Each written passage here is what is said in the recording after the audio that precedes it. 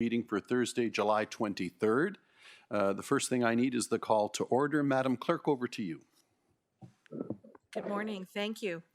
We have been having electronic participation meetings for a few months now, so I'm going to provide a shortened review of the protocols for electronic participation, both audio and video, from the Region of Peel website. We are conducting this meeting using Webex.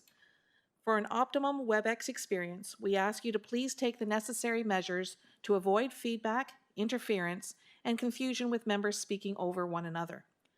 The recommended Webex meeting display view is active speaker and thumbnail video view, so that you will have a full view of the presentation slides and other meeting materials. During staff presentations, the slides will be visible on your screens. If you have difficulty viewing the slides, they were all provided to you in the revised agenda that was distributed on Tuesday. If you are experiencing a poor Wi-Fi connection, please disable your video. If you drop off the meeting, please rejoin, and if you have difficulties, please contact your local IT department first for assistance, following the same process as you do for local council meetings. As required, your local IT department will reach out to regional IT staff for further assistance. If you wish to speak, please click on the round participant icon at the bottom of your screen to enable your participation list. To indicate your request to speak, please raise your hand by clicking on the hand icon located to the right of your name in the participant list. Your hand icon will turn blue when engaged. Members who connect to the meeting via the dial-in option can send an email to council@peelregion.ca and you will be added to the speakers list. When called upon, please unmute your microphone and proceed. When you have concluded your comment or question, please mute your microphone and lower your hand by pressing the then blue hand to the right of your name in the participant list. Voting will be conducted verbally. For procedural votes that do not require a recorded vote, I will call for any objections. If you have an objection, please unmute your microphone and indicate your name and objection. If no objections are stated, the motion will be deemed to be adopted. For recorded votes, I will call upon each member in alphabetical order based on last name. Once so please come 4:40. Sorry. Once called upon, please unmute your microphone and indicate your yes or no vote. I will confirm the vote for each member. If you do not respond when called upon to vote, I will call your name a second time. If you do not respond to the second call, you will be recorded as abstaining from the vote, and your vote will count in the negative as a nay vote. If you are leaving the meeting, please send an email to council@peelregion.ca to indicate that you are leaving the meeting. If you have left the meeting for any votes thereafter, you will be marked absent.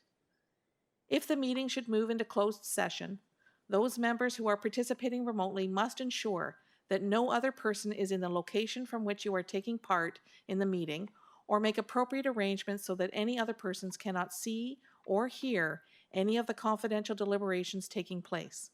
If this is not possible, the member must withdraw from the meeting until it has moved back into public session. Prior to moving into a closed session, members shall declare that they adhere to the confidentiality standards as outlined in the Regional Council Code of Conduct. If you have any questions as we proceed through the meeting, please send them to council@peelregion.ca together with a request to speak. We shall now commence the meeting with roll call. Mayor Brown.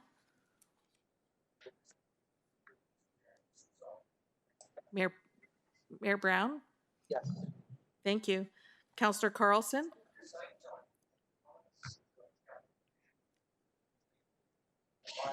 Yeah, here. Thank you. Mayor Crombie? Present, thank you. Thank you. Councillor Demerla? Here. Thank you. Councillor Dasco? Yes. Thank you. Councillor Dillon?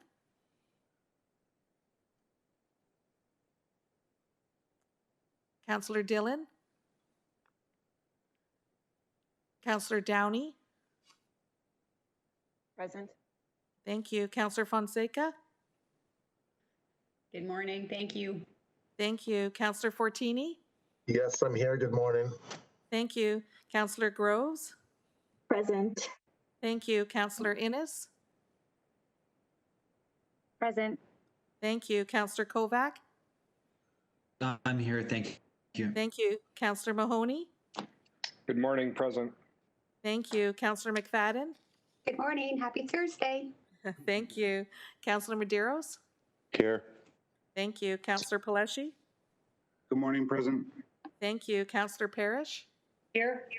Thank you. Counselor Raz? Good morning, present.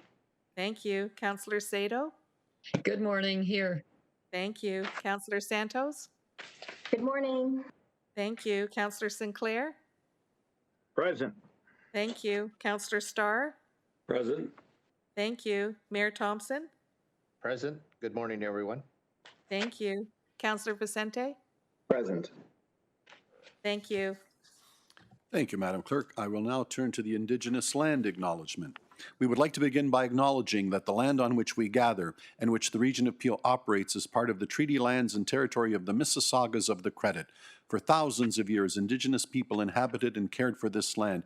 In particular, we acknowledge the territory of the Anishinaabeg, Wendat, Haudenosaunee, and Ojibwe Chippewa peoples, the land that is home to the Métis, and most recently, the territory of the Mississaugas of the Credit First Nation, who are direct descendants of the Mississaugas of the Credit.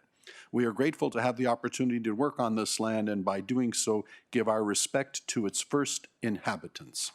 Okay, declarations of conflict of interest. Do I have any? Hearing none. Approval of the minutes. Madam Clerk? Chair, I'd like to say something. Councillor Demerla. Thank you, Chair. I just wanted to add to the minutes that, as we all recall, I guess it was 2 weeks ago now, that Council passed a resolution on mental health and policing, and I just wanted Council to know that today the Region of Peel is sending out a press release. Thank you. Thank you. Madam Clerk, I know it was much in the works and we've just put it, have we sent it out to? We don't have it yet. Oh, we don't have it yet. Okay, perhaps some of the council colleagues would like to see the resolution before. Perhaps the CAO can help me. Yeah, Mr. Chair. Councillor Sado? Yeah. Thank you. Mr. Chair, I guess, could we see that press release? We don't usually send press releases a couple of weeks after motions. So if I can just clarify, I think the press Sorry, I think I have the floor.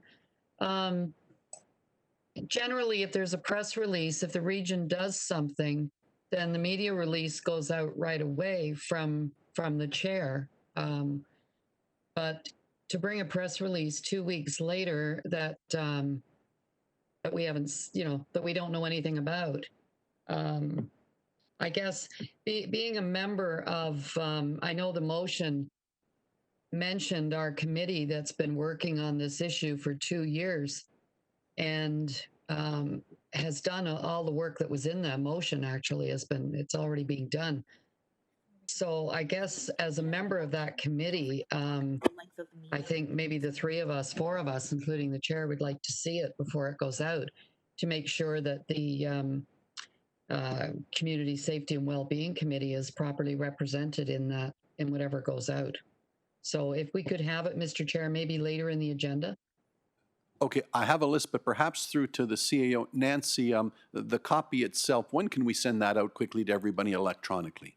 Yes, thank you, Chair Yanika. We are just finalizing the letter or the press release. Happy to send it out to all of council very shortly. We just have a few pieces of information that we are ensuring that are correct. And then sorry, Mr. Chair, Nancy's cutting out. Nancy, you're cutting out quite badly. If we could have you start all over again.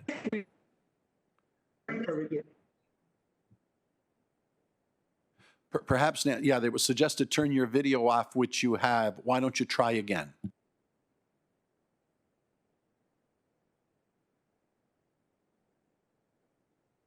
Nancy, can you hear me? You can try again, and we asked to turn your video off, which might help, and it seems you have now. Please try again.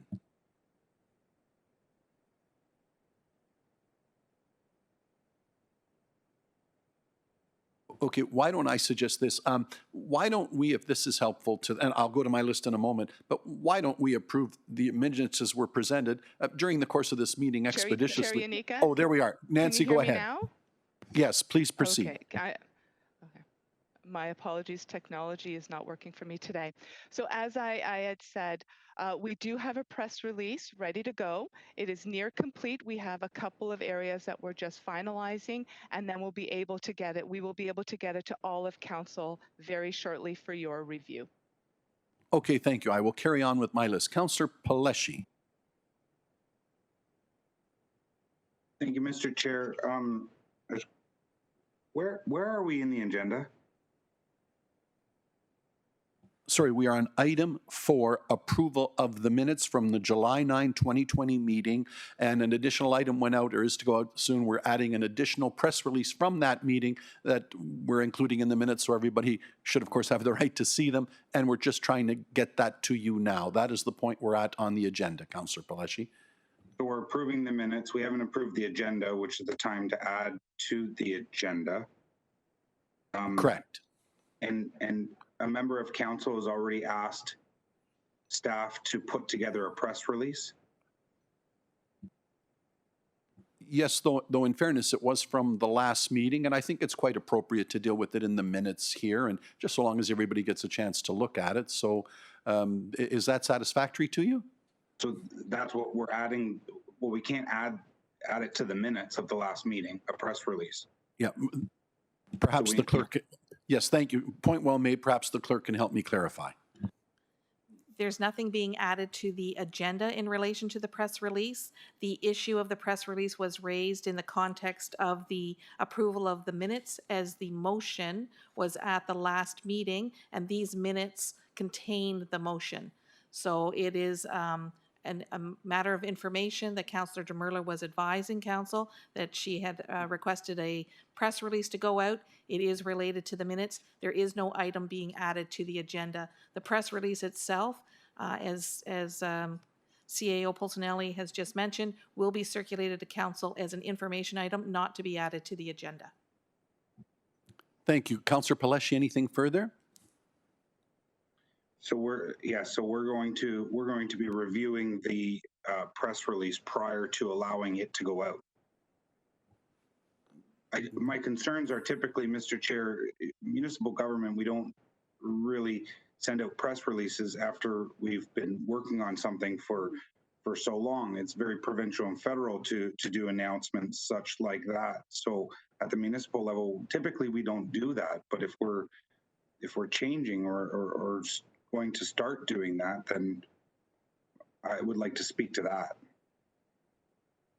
Which is why I think quite rightly it's come up and you'll get a chance to see it. And in fairness to everybody involved, I think it's easier to speak to once we have the copy in our hands, electronic or otherwise. So, but your point's well made, Councillor Paleshi. You hopefully imminently will have a chance to see it. It's part of our agenda and we can deal with it accordingly. So can I leave it at that with you for now? I'll put you back on the list if need be, because I want to carry on with my list. Councillor Downey. Thank you, through you, Chair. So that being said, will we have an opportunity to discuss when it's on the agenda later, when we have it in front of us? If so, I'll keep my comments until then. Madam Clerk, then procedurally, what needs to happen? If it is the will of council to discuss the press release once you receive it, then we would have to add it to the agenda at approval of agenda time. It would shift from an just for being provided for your information to a matter that you wish to discuss. We would have to add it to the approval of agenda for council to approve discussing the press release as part of the agenda. And Councillor Downey, I'll come back to you if necessary. Councillor Demera is next on my list. Perhaps she can easily facilitate this by saying, let's do exactly that, put it on the agenda, people can have a look at it, and we will go from there. Councillor Demerla. Thank you, Chair. I'm a little confused. I'm just trying to understand procedure because I know we did a press release for Black Lives Matter at the City of Mississauga. We often pass motions and then press releases are issued. And to the best of my knowledge, they're not generally discussed at council and revised. I mean, if that's the wish of council, that's a different thing. I'm just a little surprised. And the intent of the press release really is to say that we passed this motion, which council did, and I don't see any downside to it. I think it puts Peel in a good position to be able to say that, you know, we are moving forward. And we have been working on it, and we will continue to work on it. I think the press release does speak to certain specifics, including increasing the number of the MCERT teams, as well as a specific ask around, you know, changing provincial legislation to facilitate greater depolicing of mental health issues. So I think the press release has merit, and certainly, you know, it sits on the shoulders of work that's been done by various bodies at the region. But I think there's some merit to that, and I look forward to. I mean, I'm a little surprised because I know we've done press releases all the time, whether it's at the city or at the regional level after motions have been passed. And I think the most recent one at the region was the Black Lives Matter motion that was passed, and then a press release was done. So that's where I'm coming from. I was advised by the clerk that it would be appropriate to let council know as an FYI basis, and that's where it's at. And I really somewhat surprised that we need to now dissect whatever the region of Peel has written. Thank you, Councillor Sato. Thank you, Mr. Chair. Well, I would move that it be added to the agenda. And just as a point of clarification, Councillor Demerla, this press release was not circulated to the 3 members of Regional Council who sit on the committee. And none of us have any idea what is in the press release. And as we are the ones that have been working, Councillor Downey, Paleshi, and myself, and the chair, as we have been working on basically everything that is in your motion for the last 18 months. And, you know, there have been several reports to council on the work we've been doing. So I think even as a courtesy, it should have been initially shared with the 3 members of the committee and the chair so that we could have input into it, because that's what we do at the region. You know, if a committee is working on something, the members of the committee usually are circulated. So, you know, hearing about a press release and not knowing what's in it, I think the 3 of us are quite concerned. So by adding it, Mr. Chair, I would move we add it to the agenda, and we can discuss later. Councillor Demerla, is that acceptable to you? Sure. Oh, okay, very good. So, Madam Clerk, you have that as an additional item on our agenda, duly dealt with.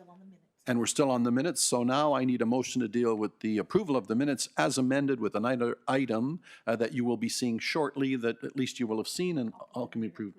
Madam Clerk, over to you for the vote. Yes. So this is just the approval of the minutes, moved by Councillor Starr, seconded by Councillor Raz, that the minutes of the July 9th, 2020 Regional Council meeting be approved. Hearing no objections, carries. The next motion is the approval of agenda. Very good. So I'm on to the approval of the agenda. Do I have a mover and a seconder, Madam Clerk, for the approval of the agenda? Councillor Sato and Councillor Fonseca. Mr. Chair, that's with the additional. Correct. There are actually other additional items, if I'll read the motion. Please proceed. Yes, the answer is yes, Councillor Sato, with other additional items that'll be read for the record now. Thank you. That the agenda for the July 23rd, 2020 Regional Council meeting include a copy of a letter from the regional chair and 3 local municipal mayors to the Premier of Ontario urging the provincial government to enact requirements for food and beverage establishments under Stage 3 of the provincial order be dealt with under COVID-19 related communications, item 9.12. And further, that the agenda for the July 23rd, 2020 Regional Council meeting include a copy of a letter from the regional chair and 3 local municipal mayors to the Premier of Ontario urging the provincial government to enact requirements for fitness facilities under Stage 3 of the provincial order to be dealt with under COVID-19 related communications, item 9.13. And further, that the agenda for the July 23rd, 2020 Regional Council meeting include a letter from the Toronto and Region Conservation Authority regarding the National Active Transportation Strategy and COVID-19 economic stimulus to be dealt with under COVID-19 related communications, item 9.14. And further, that the agenda for the July 23rd, 2020 Regional Council meeting include a letter from Steve Clark, Minister, Municipal Affairs and Housing, regarding the Protecting Tenants and Strengthening Community Housing Act to be dealt with under COVID-19 related communications, item 9.15. And further, that the agenda for the July 23rd, 2020 Regional Council meeting include a letter from the Build Industry and Land Development Association regarding the financial risk management strategy of the Regional Capital Program to be dealt with under COVID-19 related communications, item 9.16. And further, that a draft press release regarding Councillor Demerla's motion at the July 9th, 2020 meeting be dealt with under other business. And further, the agenda for the July 23rd, 2020 Regional Council meeting be approved as amended. Any objections? Hearing none, motion carries. Thank you. Thank you. And before I go over item by item regarding the consent agenda, I do want to acknowledge and take responsibility for the fact that it's a very robust agenda. That's because as the discussion we had, but at my direction, I tasked our staff here to see if we could deal with a more robust agenda today, and then we're in your hands as to whether we need to come back on August 6th. The clerk rightly reminded me that would not have been a meeting that would have been called at the pleasure of the chair. That was already set, so only council can unset it. So I'm hoping that all will go well today, and at the last motion you will give me, hopefully shortly after the noon hour or thereafter, will be that says we no longer need to convene on August 6th, but I'm going to need all your help to get there. Okay, I am on to our consent agenda. We have item 8, the COVID-related matters that we always have the presentations on, but I did want to note that item 8.4 is just a report here without a presentation, COVID-19 temporary pandemic pay rather, and I would like to try and deal with it on consent unless somebody wants it held. So that is the first one that I will enumerate. 8.4, do I have consent? Thank you. We have several communications under 9.1. On consent, 9.2. 9.3. 9.4. 9.5. On consent, 9.6. 9.7. 9.8. 9.9, 9.10, 9.11, additionally 9.12, 9.13, 9.14, 9.15. Very good. 10 takes us to additional staff presentations that we will deal with. Item related to human services, none. On to 13. 13.1, report of the ROPA 30 Appeals Oversight Committee. Hold. Yes, Oh, no, hold to be held, 13.1. fine. Oh, no, we're okay? Okay, so very good. Yes, thank you, Councillor Parrish. 14.1, the communication item. Hold. Hold 14.1. 14.2. Hold. Hold. 14.3. On consent. 15, items related to enterprise program and services. 15.1. 15.2. 15.3. Hold. To be held, 15.3. 17, items related to public works, 17.1. On consent. Communications, 18.1. On consent. Items related to health, 19.1. On consent. The communications items under health, 20.1. 20.2. 20.3. 20.4, 20.5, and 20.6, all on consent. Thank you. Other business that we will deal with accordingly. 21.1, does anybody wish that held? If not, 21.2, Also on consent, I have a notice of motion 22-1 that we will deal with the bylaws. We certainly have to go in camera, but perhaps we might dispense with some of it now and get staff back to work. So I will call out the in-camera items that maybe we can deal with on consent. 24.1. On consent. 24.2. On consent. 24.3. On consent. 24.4. On consent, and 24.5 requires an oral update and also related to 24.6, which I'm sure we will hold as well. 24.7 in camera, collective bargaining strategy. Also on consent. Very good. Madam Clerk, with that, over to you for the consent agenda. Sorry, Mr. Chair, it's Councillor Raz. Yes, Councillor Raz? Hold 24.7. Holds 24.7. Thank you. That to be held as well, Madam Clerk. Thank you, Councillor Raz. Madam Clerk, over to you for the vote on our consent agenda.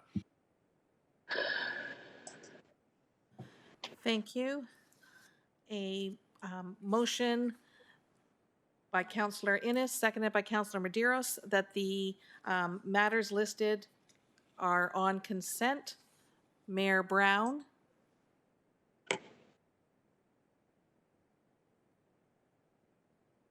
Mayor Brown.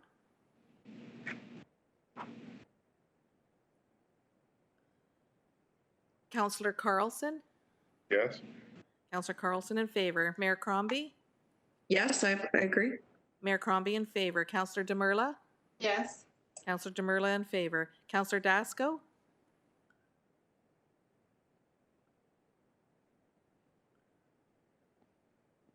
Yeah, can you hear me? Yes. Yes, I can. Councillor Dasco in favor. Thank you. Councillor Dillon. Councillor Dillon. Councillor Downey.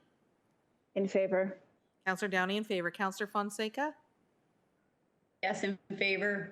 Councillor Fonseca in favor. Councillor Fortini. In favor. Councillor Fortini in favor. Councillor Groves. Yes, in favor. Councillor Groves in favor. Councillor Innes. Yes, in favor.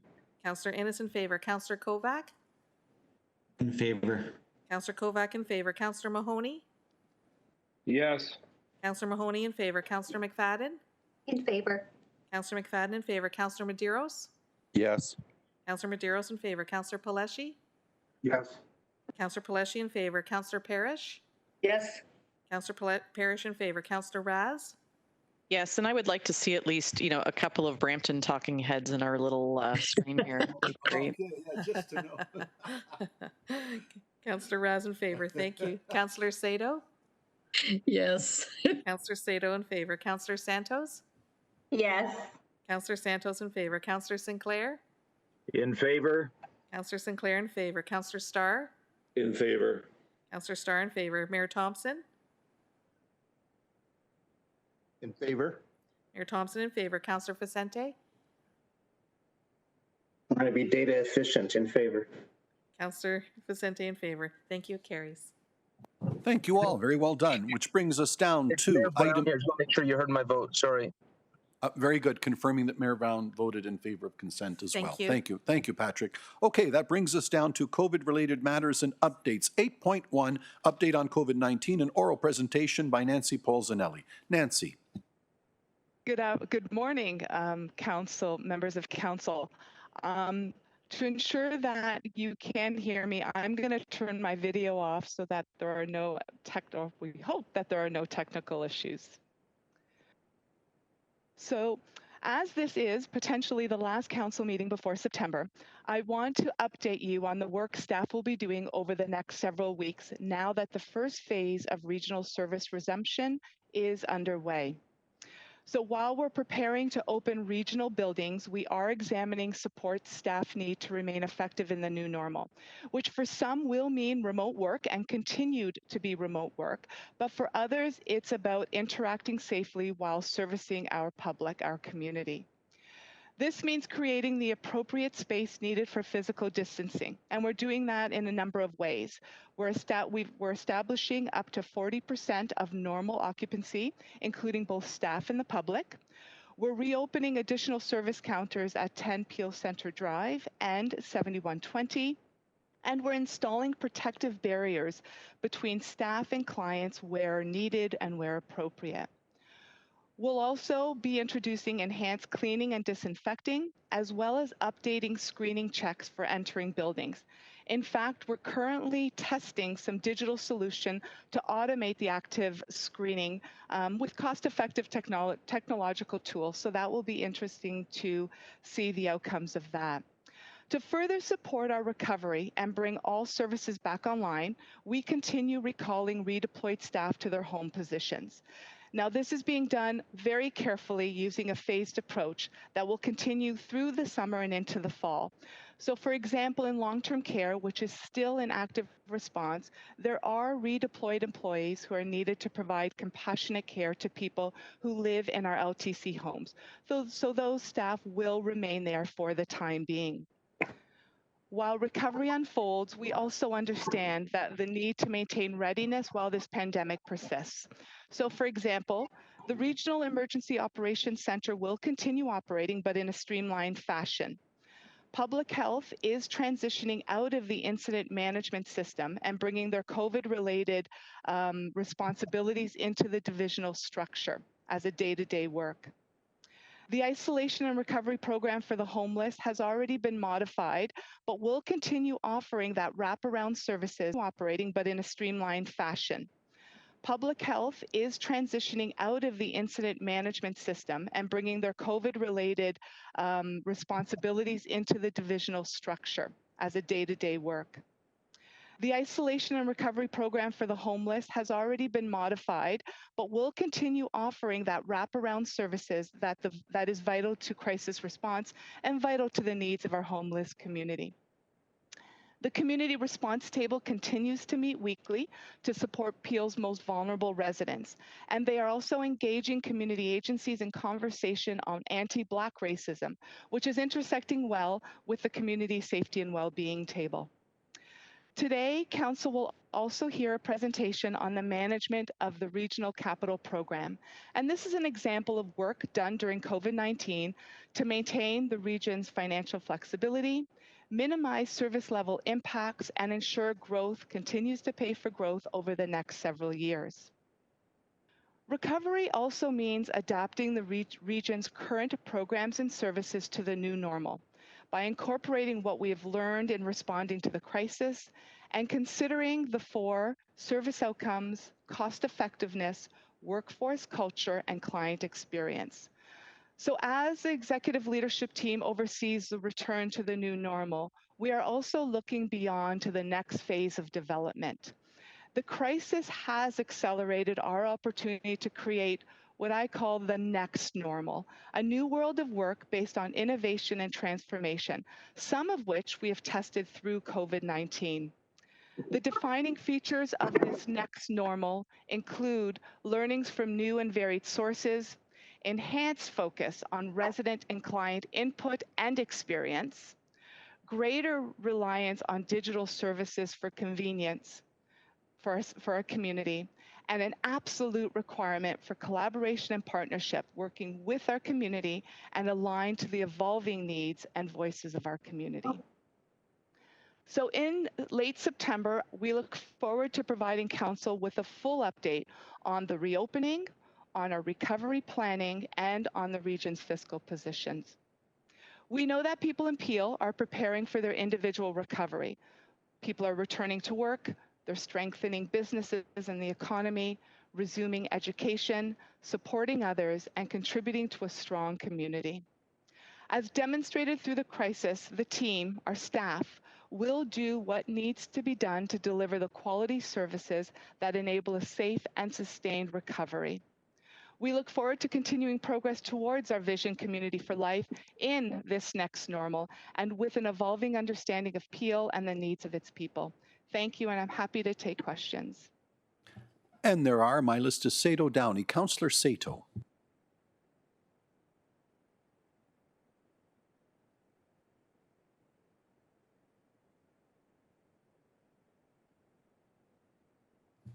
Councillor Sato? Why don't I go to Councillor Downey and we will come back to Councillor... Sorry, Mr. Councillor... Chair. Go ahead. Go I ahead. had to step away for a minute. Sorry, I don't have my hand up. I'm sorry.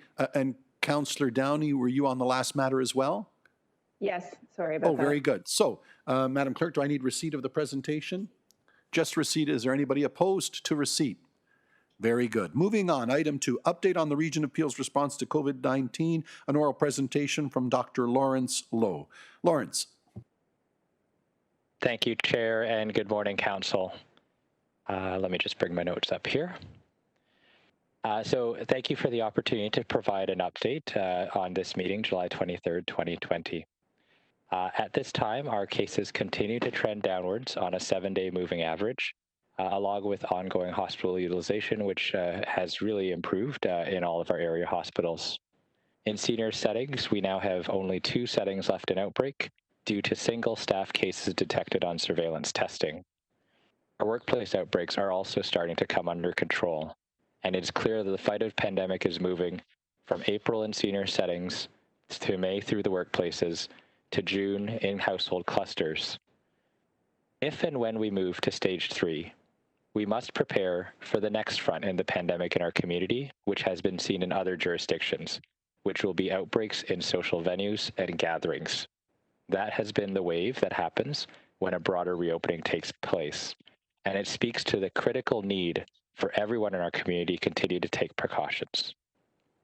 I know there is a lot of fear in the community, and I also know that many are tired and just want their lives back. There's a pretty simple solution to that. Regardless of what stage we're in, regardless of where we are, for the time being, we just need everyone to stick to the core 4 behaviors of distancing, hand washing, wearing a mask where mandated or in crowded spaces, or washing hands or getting tested and staying home if one is sick. We need businesses, as they reopen, to put in place measures that allow their staff and visitors to practice those core 4 behaviors, and all businesses that reopen should have a reopening plan to ensure that the precautions are in place. We also need everyone to start keeping track of their in-person close contacts. This is because the disease spreads from person to person, so knowing who is within your bubble is critical, and logs, reservation lists, and appointment lists are important ways that businesses can also assist in contact tracing. Finally, with ongoing household clusters and transmission that have really been driving our new case numbers recently, we need people in homes to take self-isolation protocols seriously, to get tested if they are unwell, and to make sure that they are staying home and sick, and for their close contacts to also isolate and await guidance from public health. These individuals need to continue to self-monitor and get tested. High-risk folks also need to continue to self-monitor and get tested if there's a risk of exposure. This includes people like healthcare workers and first responders and frontline workers who may have concerns about exposure, but also cross-border essential workers like truckers and others who might be traveling to and from the United States or elsewhere in the world. These are all the steps, all the things that we need to do in order to get our lives back in some form. We can continue to have interactions, meet up with friends and family, while making sure that we are staying apart, keeping our hands clean, and making sure that we're wearing a mask. For our part, public health will continue to respond where transmission does occur. We continue to contact trace and control outbreaks and clusters, coordinate with our healthcare and community partners, and provide data, recommendations, and guidance based on evidence through our website, our call center, and social and traditional media. We have done this since January 23rd, and in this, possibly our last meeting of the first half of Council session, I do want to thank Council for all your support. Your support has been essential as Peel Public Health has navigated not only an emergency response, but also a leadership transition. Our indefatigable staff have really worked miracles, and in addition to those transitions, they are now also launching a new provincial digital solution for case and contact management. This solution is a game changer. It has already allowed real-time reporting of laboratory results to public health to speed up contact tracing. It is hoped that once the functionality is fully built, that we will also be able to glean data in real time as well. However, the functionality is still being built, so for the time being, we have limited reporting capacity. This reporting capacity could not be built or launched earlier because we were still using our previous data system right up until the transition. After all, we are in the midst of an active response. So at this time, we have returned to some limited data, which continues to be available on our website. I want to make clear that the data on our website are the most accurate daily new cases available. You will note that our numbers on the website are not as dire as those reported elsewhere. This is because during the transition, the data is moving asynchronously from ourselves to our provincial partners as the system is being built. Just like a gas station, the price on the pump is correct if it differs from the one inside the kiosk. So I encourage all council members to direct any inquiries around our new daily cases to Peel Public Health's website at peelregion.ca/coronavirus/case-status. I am hopeful that this will be resolved in the coming week and that our dashboard will be back online soon, possibly even with real-time data. I also wanted to refocus some of the discussions around what has been going on. There are lots of discussions around staying in stage 2 or moving to stage 3, and also ongoing discussions around the state of emergency at the provincial level. I want to be absolutely clear that no matter what titles are applied to our ongoing response, at its very foundation, science is clear. There's only really one title that matters. We are still in a pandemic. Now, the World Health Organization received some criticism about delaying, quote unquote, the call of a pandemic. But this actually ignores what a pandemic is. It is a scientific, observational title that is given to what is being seen and observed. It is not typically a call to action. At the international level, the highest call to action is in fact a public health emergency of international concern, which was declared by the World Health Organization on January 30th. That aside, there are clear markings that we are still seeing a pandemic in the propagated spread in numerous countries and jurisdictions around the world, not least of which in our southern neighbor, of the exact same virus. And that is an important context to remember, regardless of what stage or what state we are in here in Ontario. When you see something like this, it is called a pandemic. I don't say this to raise any unnecessary alarm or fear. I know that there's already plenty of that out there, but I actually want to take this observational title of pandemic and turn it into a call to action. We know what we need to do in a pandemic. This is a pandemic that has impacted Peel disproportionately in Ontario, among other places in the world. Yet through sacrifice, we have brought things under control. And now, at this critical juncture, it is a matter of us continuing to unlock our community and our lives while taking the relevant precautions to control COVID-19. In essence, we must continue to learn to live with COVID-19 until there is a vaccine, a cure, or a change in the viral picture. I was happy to recommend additional measures that should be considered for bars and restaurants and indoor dining, as well as gyms, ahead of any move to stage 3, knowing that these sites have been hotbeds for outbreaks in other jurisdictions that have gone before us. I thank our mayors and council for their advocacy on this topic.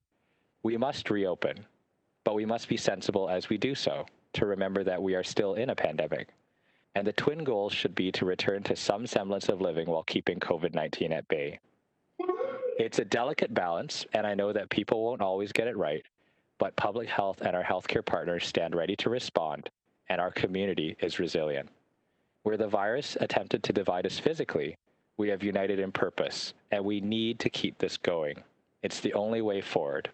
If any other way leads backwards. Finally, I want to close with a quick note on the economy and on the decisions that we took in March.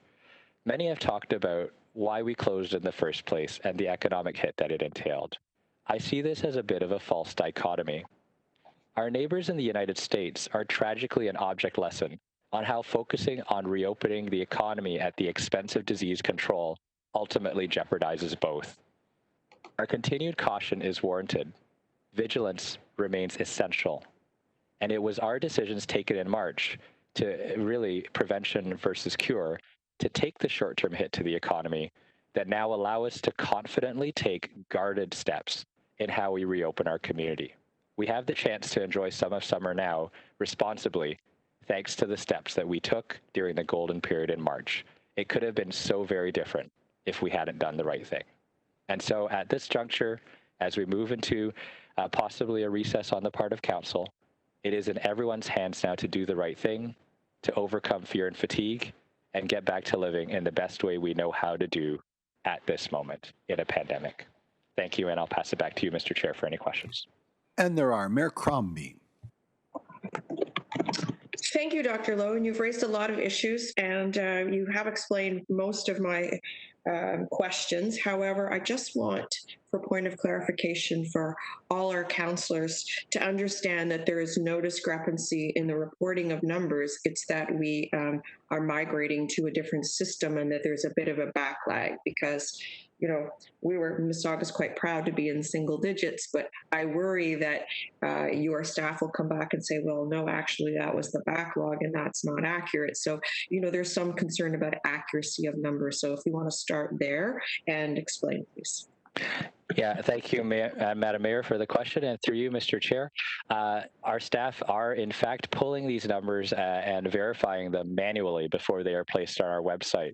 And then the numbers that are being seen at the provincial level are when they are actually entered into the system and pulled at a different time by our provincial counterparts. So it is really important to keep an eye on the 7-day moving average. And in fact, if you actually take the overall average of cases reported by the provincial system, or at least at the provincial level, from July 16th through the 21st, and you compare it to what we have reported on our website, they've reported in the neighborhood of 150 cases over 5 days, and we've reported around the same, of course, accounting for duplicates and when the data was pulled. It just happens that our distribution shows the clear continued trend of 20 to 30 cases overall throughout the region, as opposed to the fact that at the provincial level, on July 16th and 17th, we reported 3 and 13 cases, and that reflects the dates when we migrated. And then subsequent to that, you saw the 48 and 57 cases that came in on Monday and Tuesday.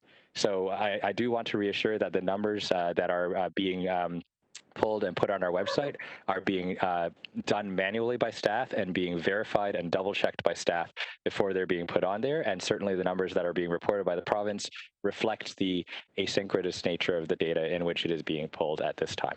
Okay, because the day that was reported that Peel had 57 new cases was inaccurate, and I was left to explain that it was the migration to the new system.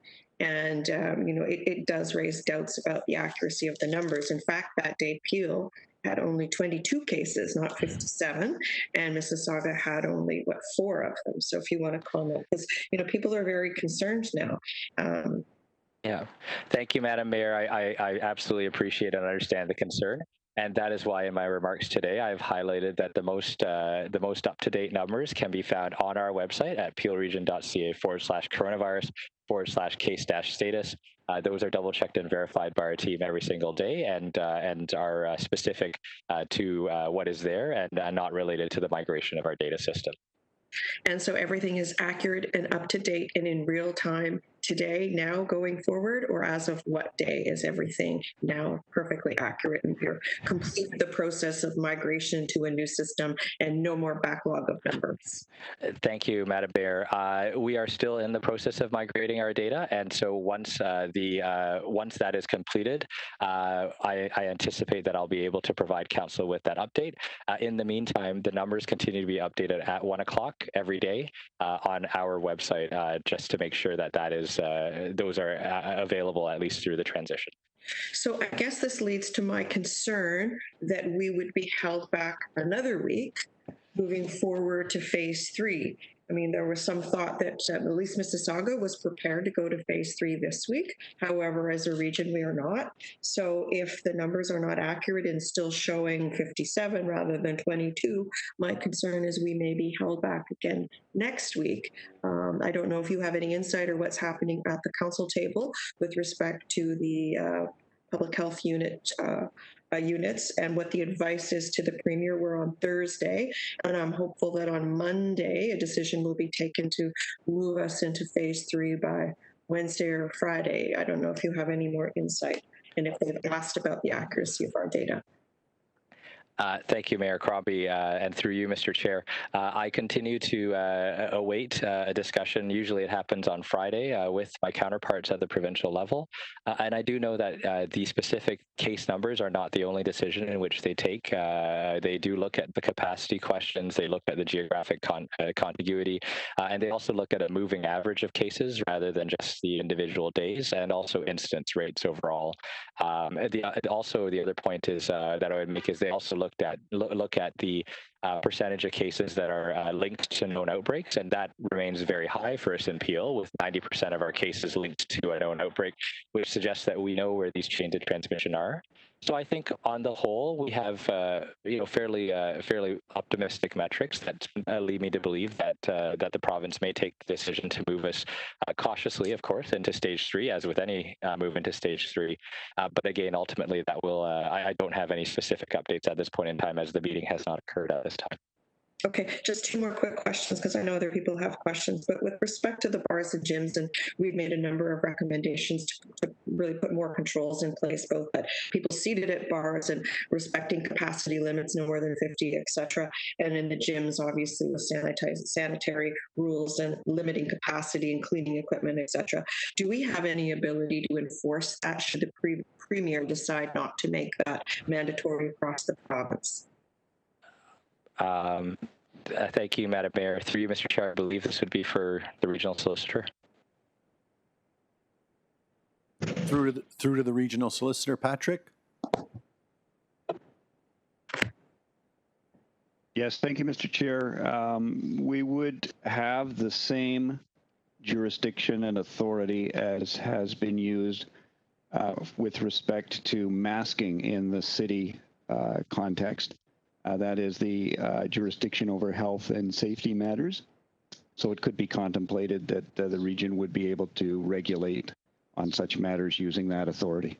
So bars, pubs, and then gyms based on the recommendations made in the letter sent to the Premier by the mayors. Yes, it is possible it could fall within council's jurisdiction. And Patrick, while I have you, there's one more legal question that I wanted to ask, and I know others are concerned about this too, and this is in private public areas. So such as a condo that is regulated by the condo strata or the condo board, do we have any ability to enforce or require mandatory face coverings in common areas in private dwellings, such as condo areas, condo boards, condominiums, and other apartment buildings? Once again, we would look to that very broad jurisdiction over health, safety, and well-being. That's not to suggest that council should do such a thing without further advice from the MOH, but the base question of our authority to do so, the answer is yes. Okay, even in a private dwelling, like a condominium or apartment building, we can ask that the board create their own policies to enforce mandatory face coverings. Are we sure about that? I did hear Mayor Tory stand up and say that he would pass legislation to the same effect, but I'm just not sure if we can go into a private dwelling. If it's justifiable on a public health basis, a necessary health matter, if the underlying facts can be brought forward to justify such a course of action, yeah, we have that broad jurisdiction. Okay, and that's something maybe we want to entertain. And then finally, I think we'll monitor the numbers continue to monitor them closely.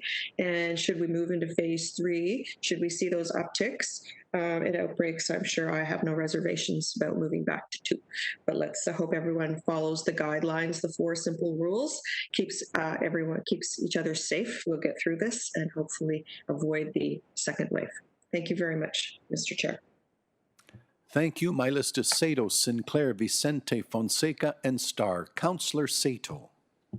Yes, thank you, Mr. Chair, and thank you, Dr. Lowe, and thank you to all of the staff that have been working so hard on this. I think our numbers show that that the work that has been done, the decisions that have been made, have had positive. I don't want to say positive results, negative results. So a couple of questions. I was going to raise the issue of the apartment and condo, and it was raised by residents in my ward, and I think Councillor Kovac has also has a lot of apartments in the downtown core, and I know he's heard from his residents as well. And I raised it at City Council a couple of weeks ago, and staff, of course, said no. We only dealt with public places, not private. I do think it is something we should look at. So I would hope that you would discuss it perhaps in your sessions. But in the meantime, I really like the what Toronto is doing now before they mandate, and they may go to mandating. But this morning, they were showing that they have provided a poster for all of the condos that they can go to the website and print out. And it's basically recommending, and they're asking all of the condos and apartment buildings to place it in their lobby, recommending that people wear a mask in those common areas, the lobby and the elevators in particular. Elevators have been a real concern for the residents that I've spoken to. And, you know, they say we wait. If somebody else is going up, we're going up one at a time. And if you're in a large building, that could be quite a while. So I'm wondering if regionally, if as a first step, if we could do that, if we could have public health design a poster that could be shared, send the information out to the condos, to the apartments, and ask them to place it in their buildings. So through you, Mr. Chair, thank you, Councillor Sato, for the question. Indeed, there have been a number of materials that have been designed, and I believe there are some that could be repurposed for this. So I'm certainly happy to check with my team to see whether that can be done. Okay, and knowing going forward that, you know, if we do have the issues, we can mandate it. I'll leave that for discussion with the smaller group that's meeting. The other question that has come up is seems that the number of pop-up testing centers has been reduced. We haven't had one in Mississauga in a long time. And the people that I'm hearing from are those that wish to go and visit their parents, for example, in long-term care facilities and need to be tested, or workers who are working with, you know, more vulnerable population and have to be tested.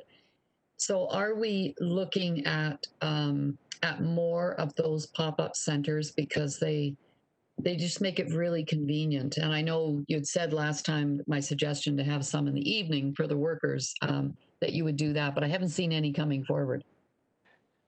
So through the chair, thank you, Councillor Sato, for the question.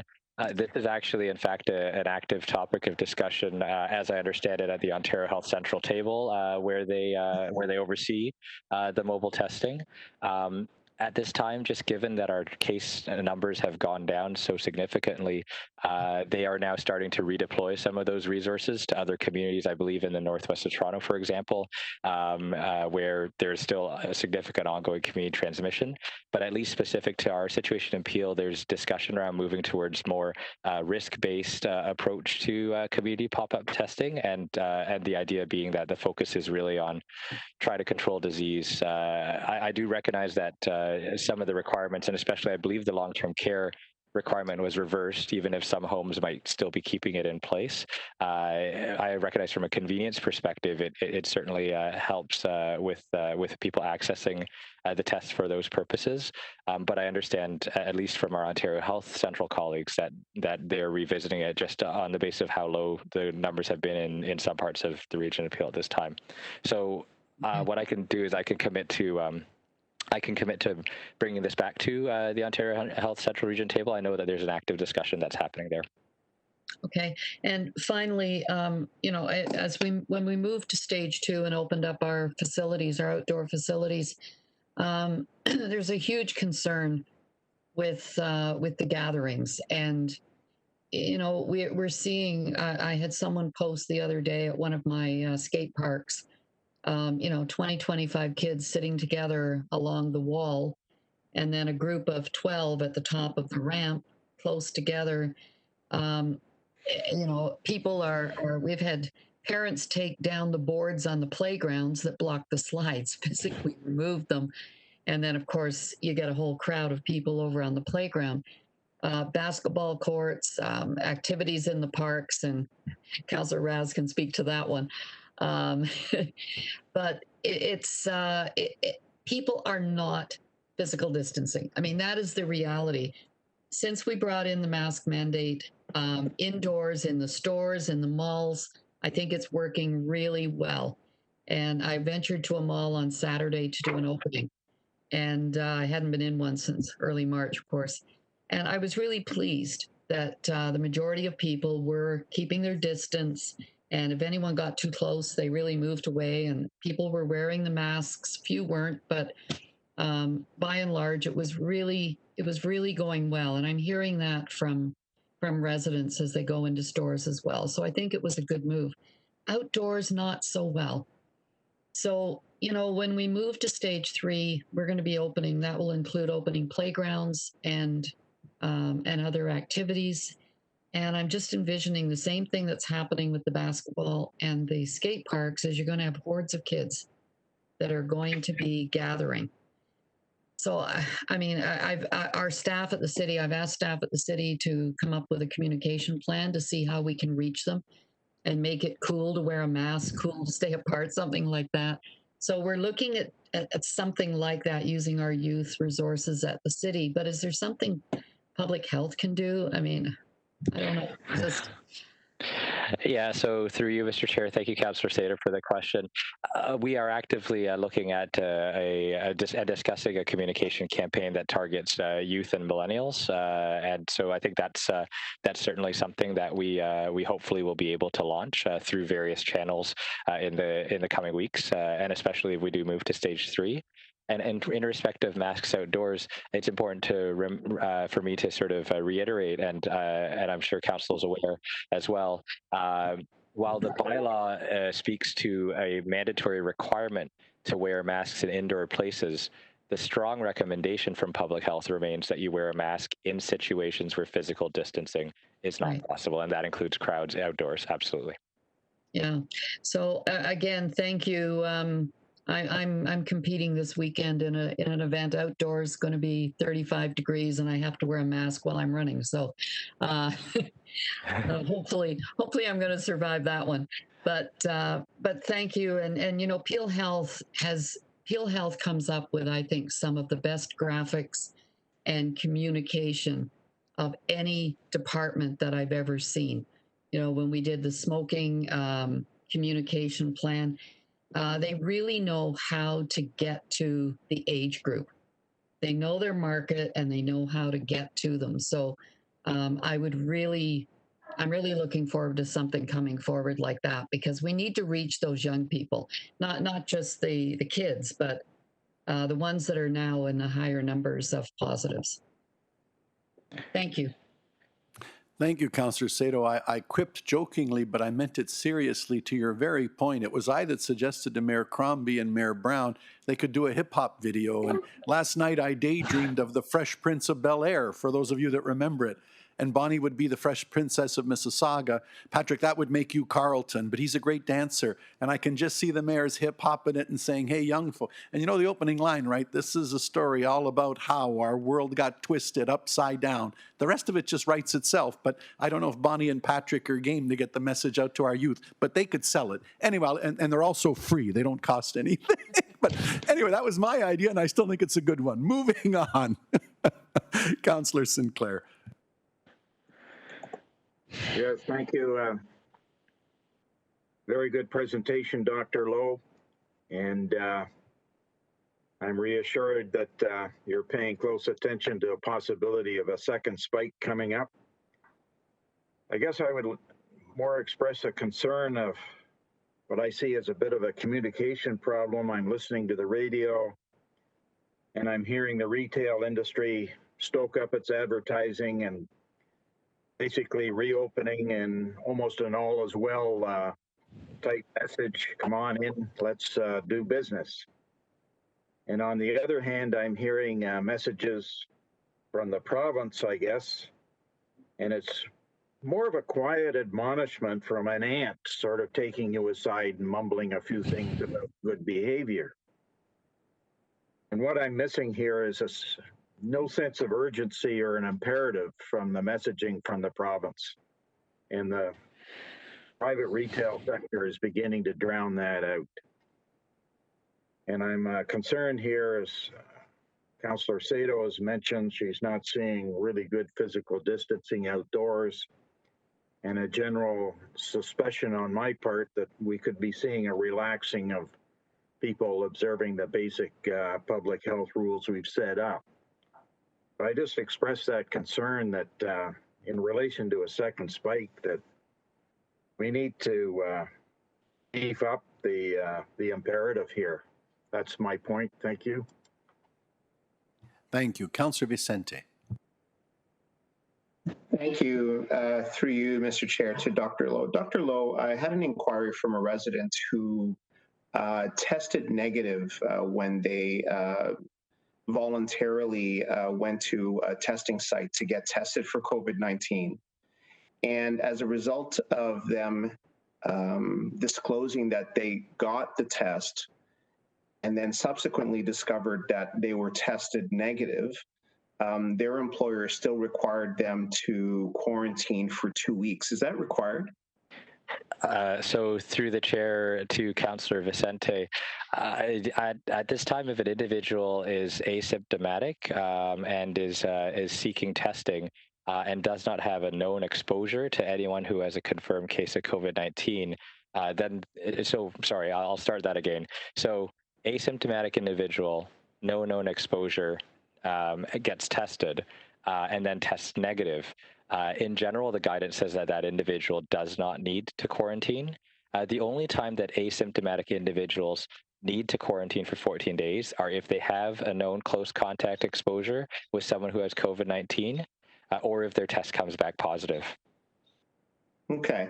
Have we communicated these particulars and different potential scenarios to the business community so that they understand how to do this?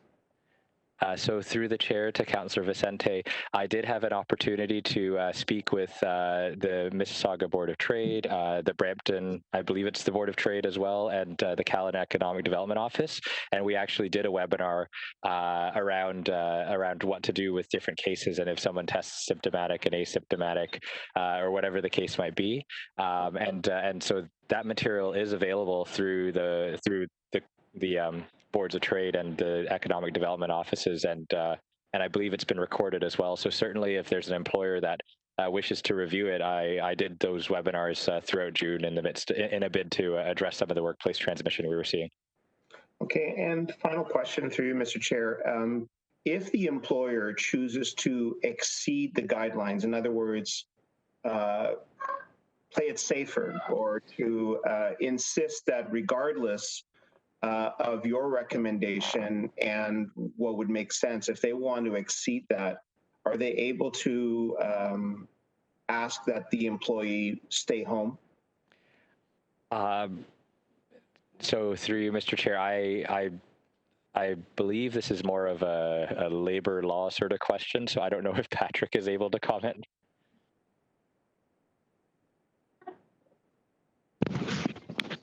When you frame that question in terms of ask, I mean, yes, they can always ask that the person stay home. The labor law question will then be, what if there's is it ask on the basis of stay home without pay? It gets complicated, so I'm hesitant to offer advice on what could be a complex set of facts in this particular venue. Well, in this situation, the employee was required to stay home on sick leave, and so the pay was reduced. And so the concern is that residents may be responding to pronouncements by us and by health to, by all means, verify whether or not they are COVID positive. And then when they're found to be negative and the employer decides to ask that they stay home, it doesn't make sense, but also it costs them in terms of salary and pay. Thank you. Thank you. Mayor Thompson. Thank you, Dr. Lowe. So where I'm going to come back is we know the province is reducing the emergency orders. We're not even in phase 3 yet. And I think Mayor Crombie's hit some key points. But here's where I'm coming from. We're not going to be meeting again for the month of August for the Region Appeal. And I know with our own municipalities, we're all about serving the public. As we start to enter phase 3, how can we, as administrators serving the public, being able to ramp back to some kind of normal or a way to operate within our confines of the Region Appeal, Town of Cowan, City of Brampton, Mississauga, because we have everything shut down. Has your department been working with our municipalities to understand how that's going to look this fall? Where we go, what are the next steps? How do we get there? And, what's our involvement and able to do this? I know we're getting by. We're dealing with the issues as they're thrown at us, but what's our long-term plan here? So through the chair to Mayor Thompson, thank you so much for the question. This really speaks to the idea of ultimately, I think our municipal partners and even the region itself are probably looking at the workplace guidelines that are in place, and those are meant to assist various sectors and workplaces to open up in a manner. I believe CAO Polsinelli had spoken to some of the steps that the region is taking, and so I imagine that those will also be conversations that are occurring throughout government. I don't know, Nancy, if you're placed to respond, but at least from our perspective in public health, we're certainly happy to provide guidance or direct people to the specific guidelines, of course, with an understanding that much of what gets implemented ultimately lies with occupational health and safety offices within various workplaces at the municipal and regional level. Well, and I'm using with Nancy, I'll let you jump in. And I know where you're heading at, but I think we got to lead by example. I think that's people are looking for us to lead on the right way to do that. And I'm just saying, what is that game plan starting to look like? Through the chair, if I may, Mayor Thompson, just for to seek some clarification, are you referring to the startup of business or preparation should there be a second wave or when there is a second wave? So I think it's what's expected as we start to enter the third phase, how we can start to ramp up serving our community through recreation. A lot of things are going to be expected from us. And yes, basically how we're going to be able to do that to protect ourselves from the second wave when it occurs, so we're not having to shut down again. It's really been costly the first time. When we start to open up cautiously, we have to lead by example. So what's our game plan is, because we got to look at this regionally, and there's 2 levels of government here, which has different needs for the public. But I guess my challenge is, how are we going to lead by example so that the public knows how to follow our lead? Because this is a real challenge. We're the administrators of it, so we can't mess this up. But how we're, the way we're structured, the way we work, we put a lot of people in a lot of places, and it's to protect ourselves to be able to serve who we need. And working remotely is only a short-term solution. What's the long-term? And it's the second wave and the third wave is going to affect us, but how are we going to prevent ourselves from dealing with those going forward?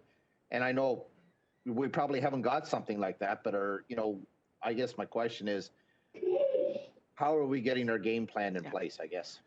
Okay. So thank you so much for the question, Mayor Thompson. I think it's a really good one. We do have our mechanism, which is the REOCS, or our Regional Emergency Operations Center. At that table, we have a number of collaboratives underway already. So while it is tapered off slightly, what we will do, and what we're committing to doing, is continuing the conversations we're having at different levels of our organization as well as our partners in the municipality, accessibility.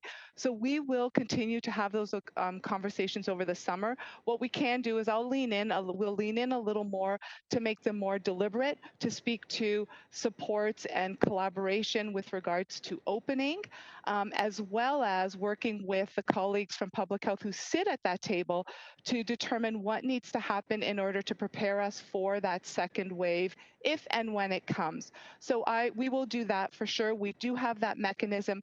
We have great colleagues already at the table. The other areas that we will focus on is the CAOs are meeting on a regular basis, so we can ensure those conversations again are more direct there, as well as the mayor's meetings. We can work there as well. So there are outlets that we can continue having those discussions and building on the collaborative work we've done in those areas, and prepare everyone for what is to come in the fall. So we will take that away. Thank you. Thank you. Councillor Starr. Yeah, I just want to bring up that point again on the multi-tenant buildings, i.e. apartments and condos and whatever. Somebody must be watching us, because I just got a text here. I live in a Peel building. What are you doing to protect me? So I'm not sure whether the same comments which I brought up yesterday at City Council, that there should be a mechanism to protect these people and to mandate masks being worn at this point, because that's a whole pool of people. And I'm not sure how many residents we have in our own buildings in Peel, but if we're not including them in the overall strategy, then that's a source of more contamination. And, you know, they have elevators, they have common areas. And if we think that it's a special area and is to be treated differently, I think we're just inviting disaster. So, Dr. Lowe, I'm not sure in your deliberations with MOH and the rest of them whether that whole area has been discussed, because I think that's a whole pool that needs to be recognized. So thank you, Councillor Starr, for the comments, and through you, Mr. Chair. Absolutely. In fact, we still strongly recommend wearing a non-medical mask in settings where physical distancing is difficult. I mean, that strong recommendation still stands. I think to the extent that we've heard some of the legal aspects of the bylaw and its applicability to apartment buildings, I think my stance would still be, the reality is that people really do need to do the right thing. Now, on the topic of masks, I should say, while we're still an open council, to Councillor Sato through the chair, the World Health Organization actually recommends not wearing a mask during vigorous activity, and I was waiting to get a word in edgewise around that. So if you are running, the best way to defend yourself is to make sure that you're physically distancing. And I'm happy to send through materials around that. But certainly, Councillor Starr, to your question, absolutely agree that people should be doing the right thing. And I think the intent of the bylaw was to set up that requirement and expectation, and the hope is that some of that expectation will spill over into settings, even if it's at this point not legally mandated, but certainly something that should continue to be explored. Thank you. And maybe a question to whoever looks after the Peel living part of it. Do we have a process or a mechanism in place for cleaning and sanitizing and recognition that we are looking after thousands of residents in multiple buildings? Maybe 1 minute or less than that. Are we actively involved as a region doing something in those buildings?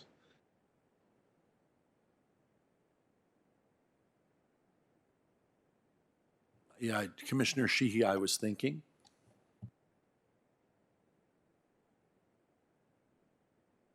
Through the chair, it's Nancy. Maybe I can start the response, and then if Commissioner Sheehy would like to jump in.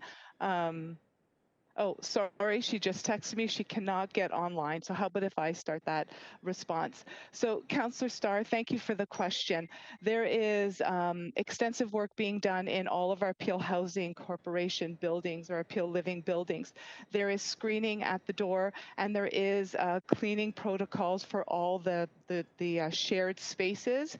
There's also ongoing communication to the residents of those buildings to ensure that they have the most updated information, to ensure that they are safe. There is also extra security at those buildings to ensure their safety. So a number of things have been done to confirm both that it is safe, that it is clean, and more importantly, that the residents that live in the building are as informed as possible. So I will go back and ensure with the director that we're meeting, doing everything that we can do. But at this point, I am confident to tell you that there is a number of items underway to ensure their safety. Well, that's great. And my last point, minor one, have we done any statistics or analysis on all of our buildings, whether we've had any cases of COVID? Has that been recognized at all, or is it even something? So through the chair, I don't believe that we have done any of those in particularly because those residents are in their private dwellings, and that would be a privacy, there'd be privacy concerns there. Again, I'm happy to go back to confirm that and let you know, Councillor Starr, but I can tell you at this point, I do not believe that that work has been done because of the privacy issues. Excuse me, I'm not sure if you can hear me. Yes, please proceed, Commissioner. Okay, thank you. Sorry, having a few technical issues. So just to build on what our CAO has already explained, we have instituted a number of measures in our Peel Housing Corporation buildings and with our community housing providers. I just wanted to add to the fact that we have also implemented a wellness check program with many of our most vulnerable tenants, calling them up to make sure that they are well and that they understand the measures that we put in place. In terms of the information being collected, as CAO Posinelli did outline, we are not able to collect that kind of information due to privacy concerns. Okay, thank you very much. Thank you, Mayor Brown.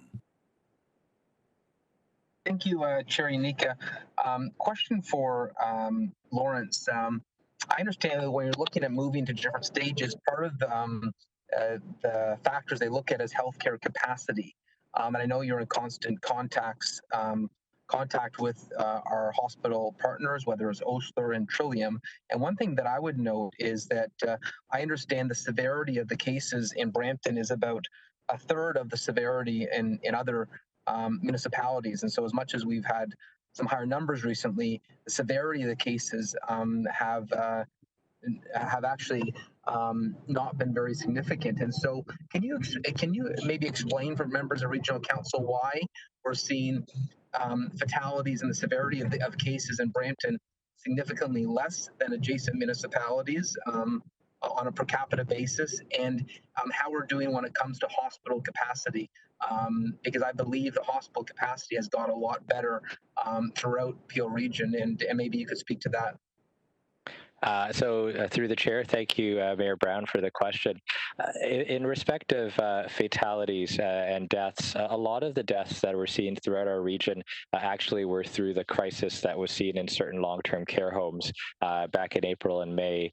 And because of the bulk of, or a significant number of our long-term care homes were in the city of Mississauga, that is why that actually explains the disproportionate death count between Mississauga and Brampton. I believe Mississauga around 220, Brampton around 80 or so. But that explains the deaths piece. In general, in the last few weeks, probably over the last month, the vast majority of new cases of COVID-19 that we continue to see in the region mirrors the trends that are being observed throughout the province. which is that it is individuals under the age of 40 that are increasingly contracting COVID-19. And we do know that this is an age group, pretty much since the beginning of the pandemic, that has less severe outcomes than other age groups, particularly individuals over the age of 65 or 70, and also individuals who have medical conditions. That said, this age group is still certainly of concern. And it is one that we're looking at carefully, not only because there are individuals who are under the age of 40 who do still have severe outcomes, including death, but also because they are the most mobile population in our community. They are the ones that are going between workplaces and homes, et cetera, et cetera. They're the ones that are part of the workforce. And so a lot of that's being driven by people either getting it at work or also getting it through just a disregard for the recommendations and rules that are there. But all that said, we do really need that group to essentially stop transmission in the first instance. But where transmission occurs, and particularly if there are severe outcomes, my understanding from both of our healthcare and hospital partners is that intensive care capacity, ventilator capacity, and also overall hospital capacity, at least as it regards COVID-19 cases, has come down significantly, and that they are really moving to restarting a number of their usual operations. And so at least on that indicator on our weekly epidemiologic summary, you can see that they're all meeting the required thresholds for those three pieces. And I think our hospital colleagues, certainly if you contact them, they will be able to speak in greater detail around their restart of services and also the ongoing decrease in severity that they are seeing. The reason I asked that is I know I spoke to Dr. Naveed Mohammed at Osler, and he mentioned that we've got 10 COVID patients right now at Brampton Civic, 6 in ICU, and there's some other patients with related COVID issues, but only 10 with being treated for COVID right now. And so I think our healthcare capacity is starting to get better. And is that one of the things that the province looks at as they move from stage to stage, looking at healthcare capacity? So through the chair to Mayor Brown, it is one of the 4 categories of indicators that the province has in its framework, in addition to viral spread and containment, tracing capacity, and testing capacity. And so I know sometimes there's negative news stories about Toronto or Peel or Windsor, and I think one thing to highlight is that we're actually, what we're doing, wearing a mask, the physical distancing, all the strict provisions we're taking, and I know there's some resistance in the community to the mandatory mask policies, but it is working. We are seeing better healthcare capacity numbers. We are seeing declining numbers, and so for those frustrated that it's taking time, it is working, and confident measures we're taking. When you look at the data, can we confidently say that our medical officer health is cautiously optimistic? So through the chair to Mayor Brown, I think I've made my position fairly clear publicly that we do need to balance essentially living with COVID-19 and taking precautions, but also the impact of continued interventions such as community-wide shutdowns. The reality is that we know what we need to do in order to address this disease, and on the basis of our declining trends and on the basis of the capacity that we have in testing, tracing, and in our hospitals at this point in time, I am certainly supportive of moving to stage 3 sooner rather than later, but I really want to underline and drive home that any move to stage 3 is not a green light for, as Councillor Sinclair had mentioned earlier, it's not meant to be a green light that everything's back to normal again. It needs to be, we have a new normal. We know that we need to keep COVID-19 down and our community up, and we know what we need to do to get there, regardless of which stage we might be in. Okay, my last question, Dr. Lowe, is I was looking at some of the numbers in Ottawa, and it appears that there was a bit of a increase. I know they had their provisions relaxed further. I'm grateful that you have added your voice to the advocacy around additional health measures for gyms and bars with that letter that the mayors and yourself sent to the Premier. Are you in touch with other health units in the province like the one in Ottawa so that we can learn from what might have challenges that they're encountering in terms of bars? I know we've all talked about this, but it's one of our trepidations. Is there any lessons to be learned from their experience? I think the other day I saw 30 new cases, and at one point they were almost no new cases, and so they're starting to see their numbers creep up. Yeah, so through the chair to Mayor Brown, absolutely, we are in constant contact with health units across the province and even across the country, that have gone before us, particularly in British Columbia and Montreal, that have actually gone ahead and reopened bars ahead of time. I think those lessons learned provide a bit of a roadmap and compass for us in Ontario, and we have had the benefit in Ontario of taking a considered a regional approach as well that really takes into account a lot of the lessons learned from other jurisdictions that have gone forward from us. I think the situation in Ottawa is one that one that is really a caution and an importance that goes back to the community. And I've tried to say this throughout my remarks. We know there's a lot of fear out there. A lot of people that are also tired of things and just want to go back to things that are normal. I think we all just need to steel our resolve and recognize that COVID-19 is here.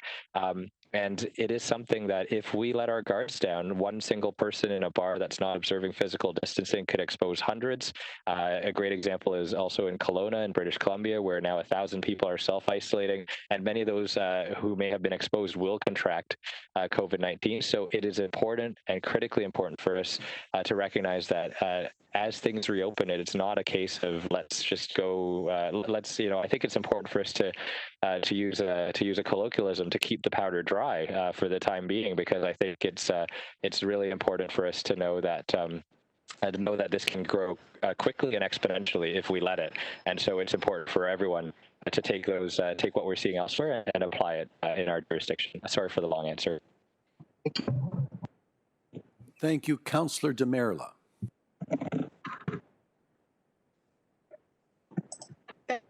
I want to begin by thanking Dr. Lowe for steering us through very difficult times in a very steady way. So thank you, Dr. Lowe. And I just wanted to echo Mayor Crombie, and I guess there were other councillors who raised the issue around Councillor Starr as well, and Councillor Sado, around how we enforce masking inside rental buildings and condo buildings. I think along with Councillor Fonseca in Mississauga, I have the highest number of rental and the highest number of high rises, whatever the category. And so I would very much like to see a bylaw that says it is mandatory, because my experience, and I have a lot of experience working with condo boards, it depends from board to board, and some boards are not active, and it can be very hard to get a bylaw like this passed at the condo level. At rental buildings, and it would be up to, I guess, property managers. I don't know how that would work. So the ability to bring a bylaw in, and my understanding is we can do it at the city level, or does it have to be the region that does it? I wanted some clarity on that. If I might address that, Lawrence, I would point out that looking at the City of Mississauga bylaw as an example, there is a specific exclusion for the common areas of residential buildings. So a policy choice was made in some respect when the city enacted the bylaw to claw back that place from application of the bylaw. I would suggest that perhaps the best way forward would be to consider at the city bylaw level whether an extension of the city bylaw is appropriate by the removal of that exemption with the advice of the medical officer of health. In other words, to reconsider the policy decision to exclude coverage in those areas.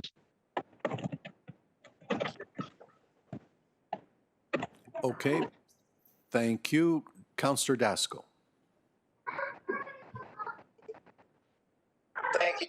And through the chair, I just wanted to say, I guess not to belabor the point, but what's been going on, I guess, from the mayor and Councillor Sado and Deferral and Starr. We had talked about, if you recall, I brought that up a few weeks ago at City Council with regards to the private areas, and there was some issues with regards to public versus private. So maybe we could look at between the city and the region. We could maybe have staff have another look at private versus public and see if we might be able to. If we can't put anything out for private per se, if we could put out some clear and defined messaging that would go up. Perhaps that's mandated that it does go up in private areas, such as condominiums.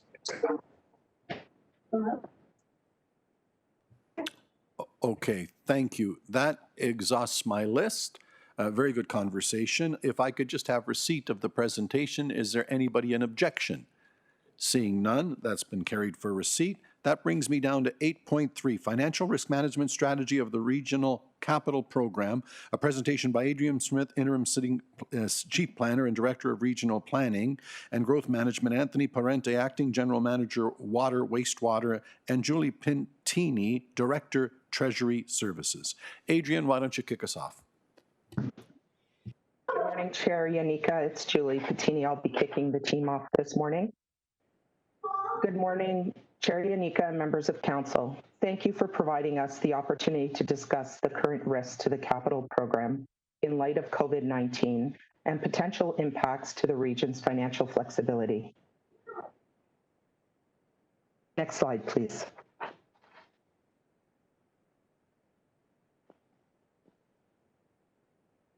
The COVID-19 pandemic has resulted in a slowdown of the economy and the start of an economic recession. Today's objective is to share with you the impacts of the recession on planning and growth within the region, and in particular, the impact on development charge revenues and expenditures.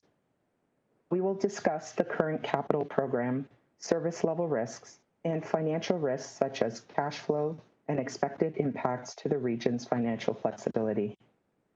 Finally, we will provide recommended actions to mitigate the risks in an effort to maintain the region's long-term financial flexibility. I will turn it over to Adrian, who will discuss planning and growth impacts. Next slide, please.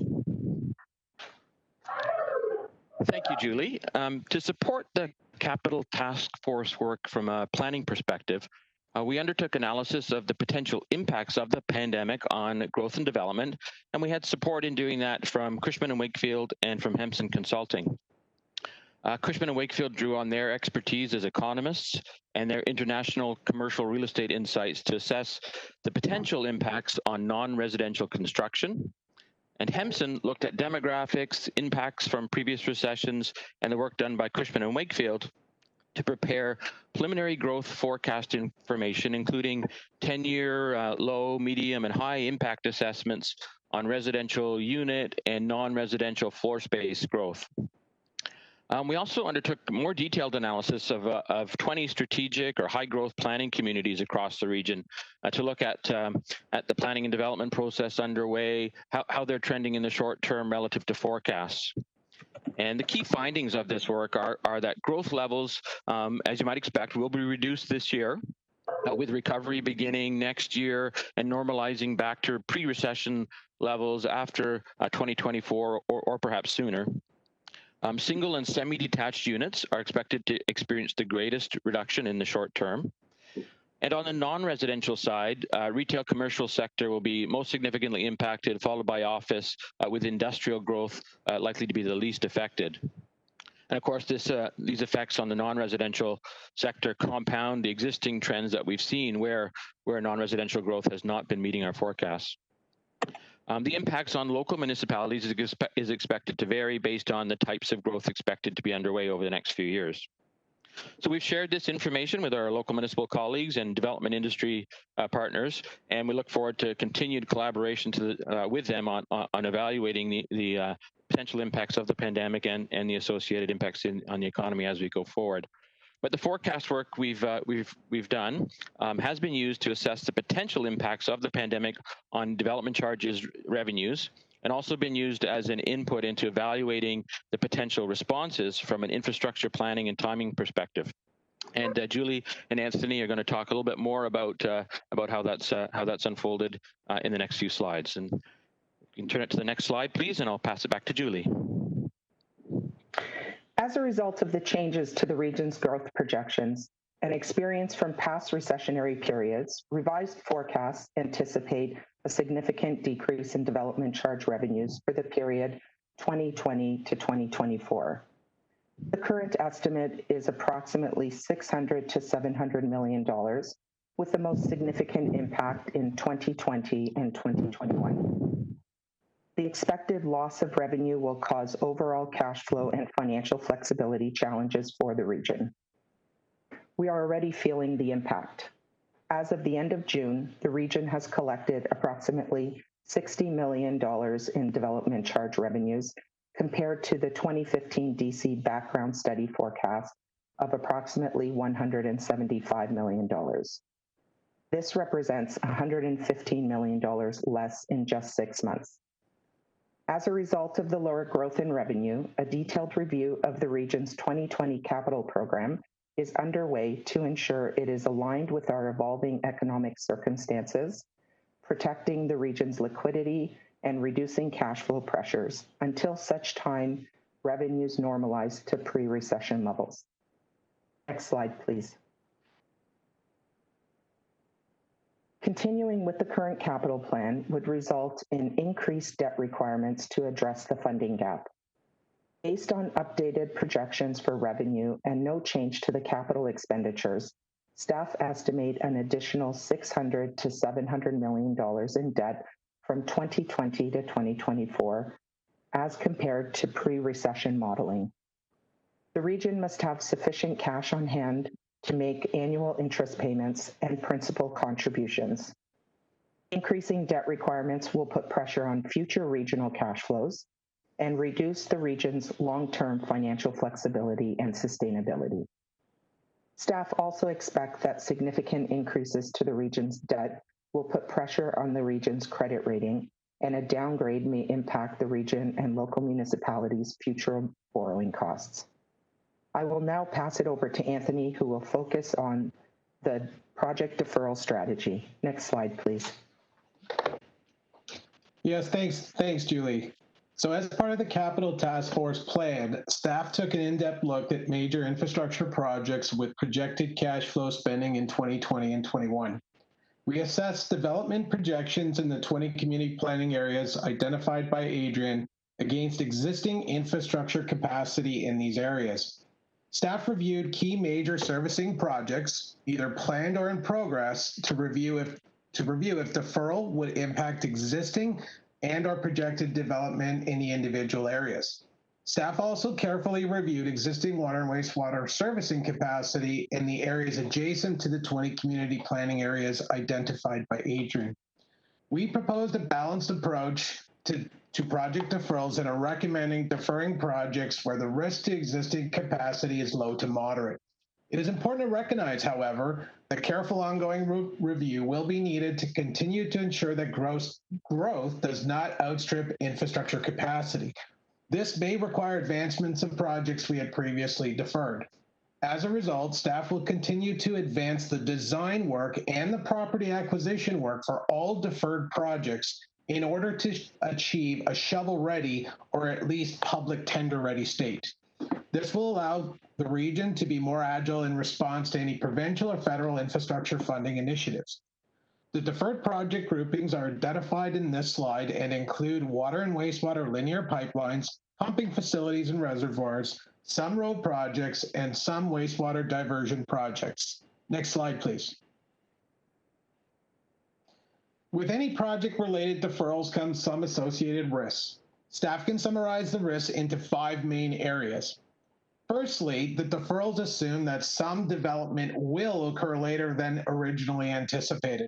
This is to align with the assumptions provided by the assessments completed by Hemson and Cushman. Development that occurs at a quicker pace than our assumptions may be at some service risk. Secondly, deferrals will result in the existing infrastructure operating close to or potentially above traditional capacity or service level performance objectives. We will need to closely monitor our infrastructure for signs of stress over the next year. Signs of stress could include reduced water pressure. Where this occurs, staff may need to move deferred projects to construction. Thirdly, road improvement projects are intentionally planned for just-in-time delivery. They typically follow the development process. Although future projections may indicate a slowing of growth, it doesn't change the need for near-term transportation projects to serve growth that is occurring or has already occurred. Therefore, for the transportation portfolio, several projects have been deferred by a small duration. With any deferral, there is risk of increased traffic congestion should growth occur quicker than predicted. Fourthly, staff have deferred some strategic improvement projects, including some wastewater inflow and infiltration projects. This doesn't mean our work is going to stop. However, some diversion and storage projects are proposed to be slowed. Deferred projects could result in increased risk of basement flooding in some flood-prone areas. And lastly, as you know, we invest significant time and effort coordinating our capital works projects to closely align with the colleagues at the local municipalities. In short, we endeavor to complete infrastructure projects in advance of local road replacement or widening projects. We will need to work with our local municipal colleagues to assess the impacts of any of our deferred projects on their program, but also to continue to understand any amended or deferred projects that they have planned. We're all working together to make this as smooth as we can. It is important for Council to recognize we did consider all options as part of this review. This includes additional project deferrals where we strongly felt that the risk identified would either result in unacceptable service levels and/or high risk. We also went as far as looking at canceling ongoing construction projects. However, we felt the additional risks of litigation and higher costs in the long term outweighed any benefits. Therefore, we did not pursue canceling any active construction at this time. Next slide, please. I'll now pass it back to Julie. Thank you, Anthony. Based on the most recent development data, staff has developed a prudent and responsible strategy to defer or slow capital projects based on an assessment of risks. This deferral strategy will offset some of the anticipated near-term financial impacts of COVID-19 and the economic downturn on Peel's future borrowing requirements, while balancing the potential service impacts of not proceeding with the current capital plan. Staff proposed targeting a capital expenditure deferral of approximately $600 to $700 million over the next 5 years to align with current growth expectations. The process will be iterative with frequent reviews, enabling staff to reassess with any new information and be more nimble to adjust to future growth requirements. Should revenues begin to normalize earlier than expected, deferred projects may advance. This prudent strategy ensures we continue to support growth within Peel by minimizing the potential service impacts through the Plan and Manage Growth Council priority, while managing the region's financial flexibility and sustainability objectives set out in the region's long-term financial planning strategy. Next slide, please. Thank you for your time today, and we are happy to take questions. And I have quite a list. It is Groves, Sato, Fonseca, Raz, Starr, Demerla, Dasco. Councillor Groves. Thank you, Mr. Chair, and thank you, staff, for this presentation. A little scary, actually. I just have a couple of questions and some comments. With regards to, and actually, I'm not sure, Mr. Chair, if you can answer it, or Stephen Van Hafooyden. With regards to any infrastructure funding, either from the federal government or the provincial government, are we expecting any? I'm sure we applied for something. So could you just refresh my memory, please? Certainly from my end, I don't know of any imminent infrastructure funding from the other levels of government. It's being discussed, but nothing has been finalized. And as the mayors are well aware, it's not clear on what conditions there'll be on any funding that comes as it relates to COVID in and of itself, and then long-term capital funding as well. But that's a constant dance we go through. I don't know if somebody else can help me out with that, if there's anything further they can add in terms of long-term capital funding that we hope to get help from our provincial and perhaps even our federal partners. Yeah, so Mr. Chair, thank you. I was just talking about that stimulus funding. So I know that there was something, I read something somewhere, and that the feds were looking at some stimulus funding for infrastructure.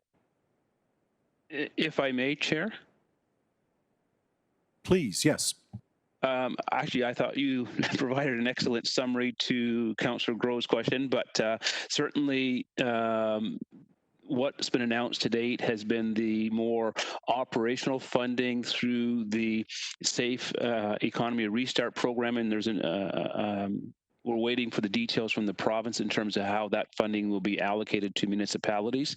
That was the $19 billion of funding announcement with respect to stimulus funding. Now that the operating funding is out of the way in terms of getting the agreement between the province and the federal government, we can anticipate that the federal government and provincial governments will start turning their attention to the design of infrastructure stimulus funding programs. To date, we have not heard anything. There is a finance and economic standing committee meetings coming up in the next 2 weeks that are actually focused on infrastructure stimulus, and Peel at the last economic standing committee meeting also identified the need for stimulus funding. So the advocacy is certainly there. We are waiting for the provincial and federal governments to provide a plan for future stimulus. Thank you. Okay, thank you.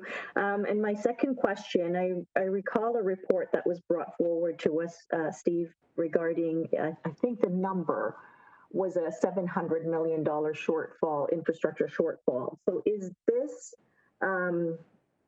additional to that 700 million, or is this part of that 700 million, these deferrals? Through the chair, if I may, we have an ongoing infrastructure growth deficit. So we've issued in the neighborhood of $1.6 billion of development charge related debt as we put infrastructure in place prior to development occurring.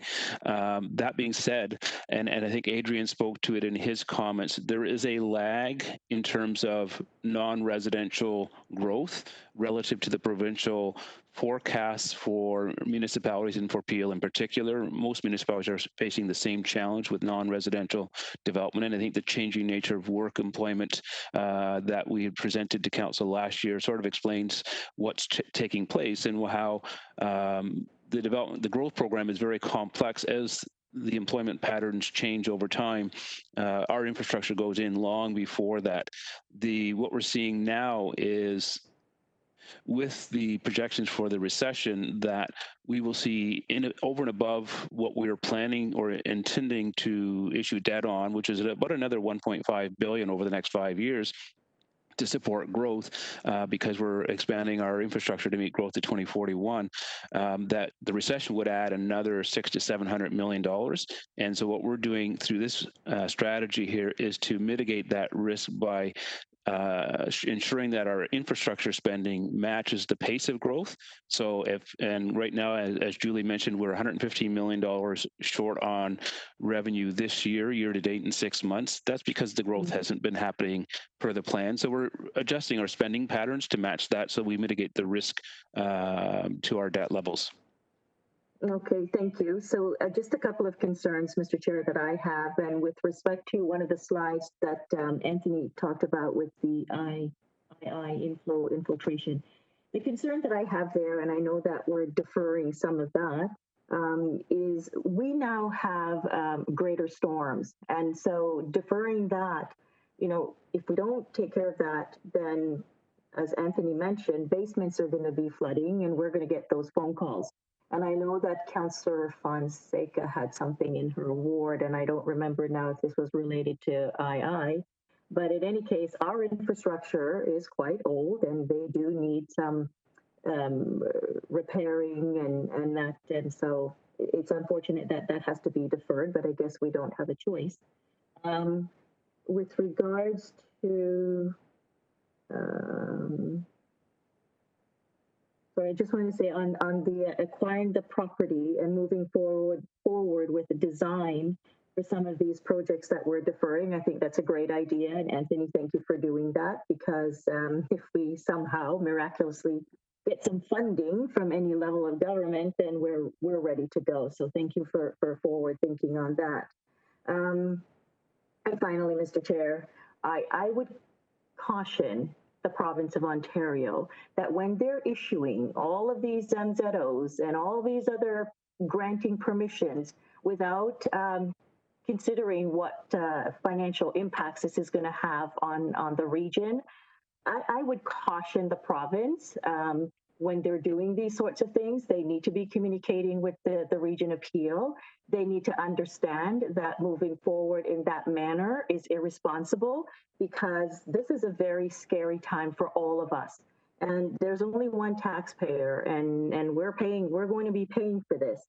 So I would caution the province, and if they want to issue MZOs and whatever else they want to do, they need to give us the money for the infrastructure, because this is actually a very scary report. And maybe, Mr. Chair, this needs to be brought to the attention of the Premier and Minister Clark with the situation that we're in with regards to growth.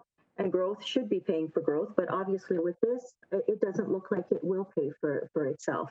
And I'm happy to move the recommendation, Mr. Chair, when the report's brought forward. Thank you. Thank you. Councillor Sato.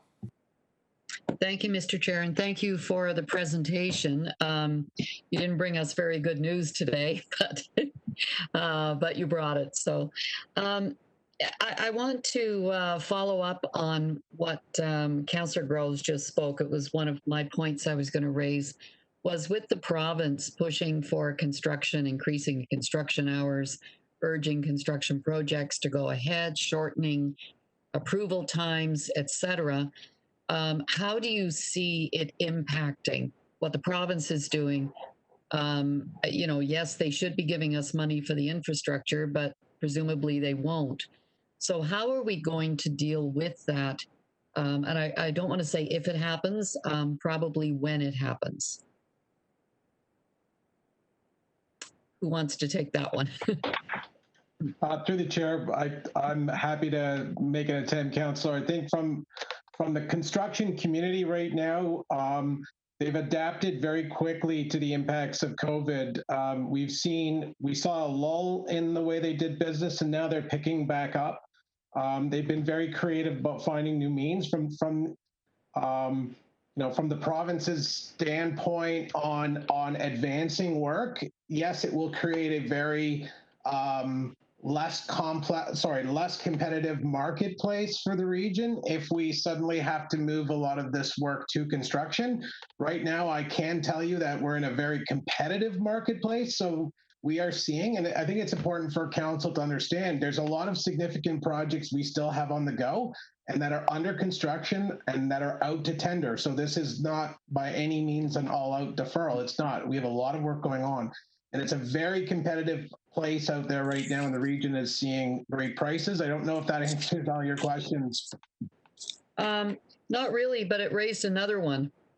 If pricing right now is very competitive, and presumably by deferring some of these projects, we may end up paying more for them down the road.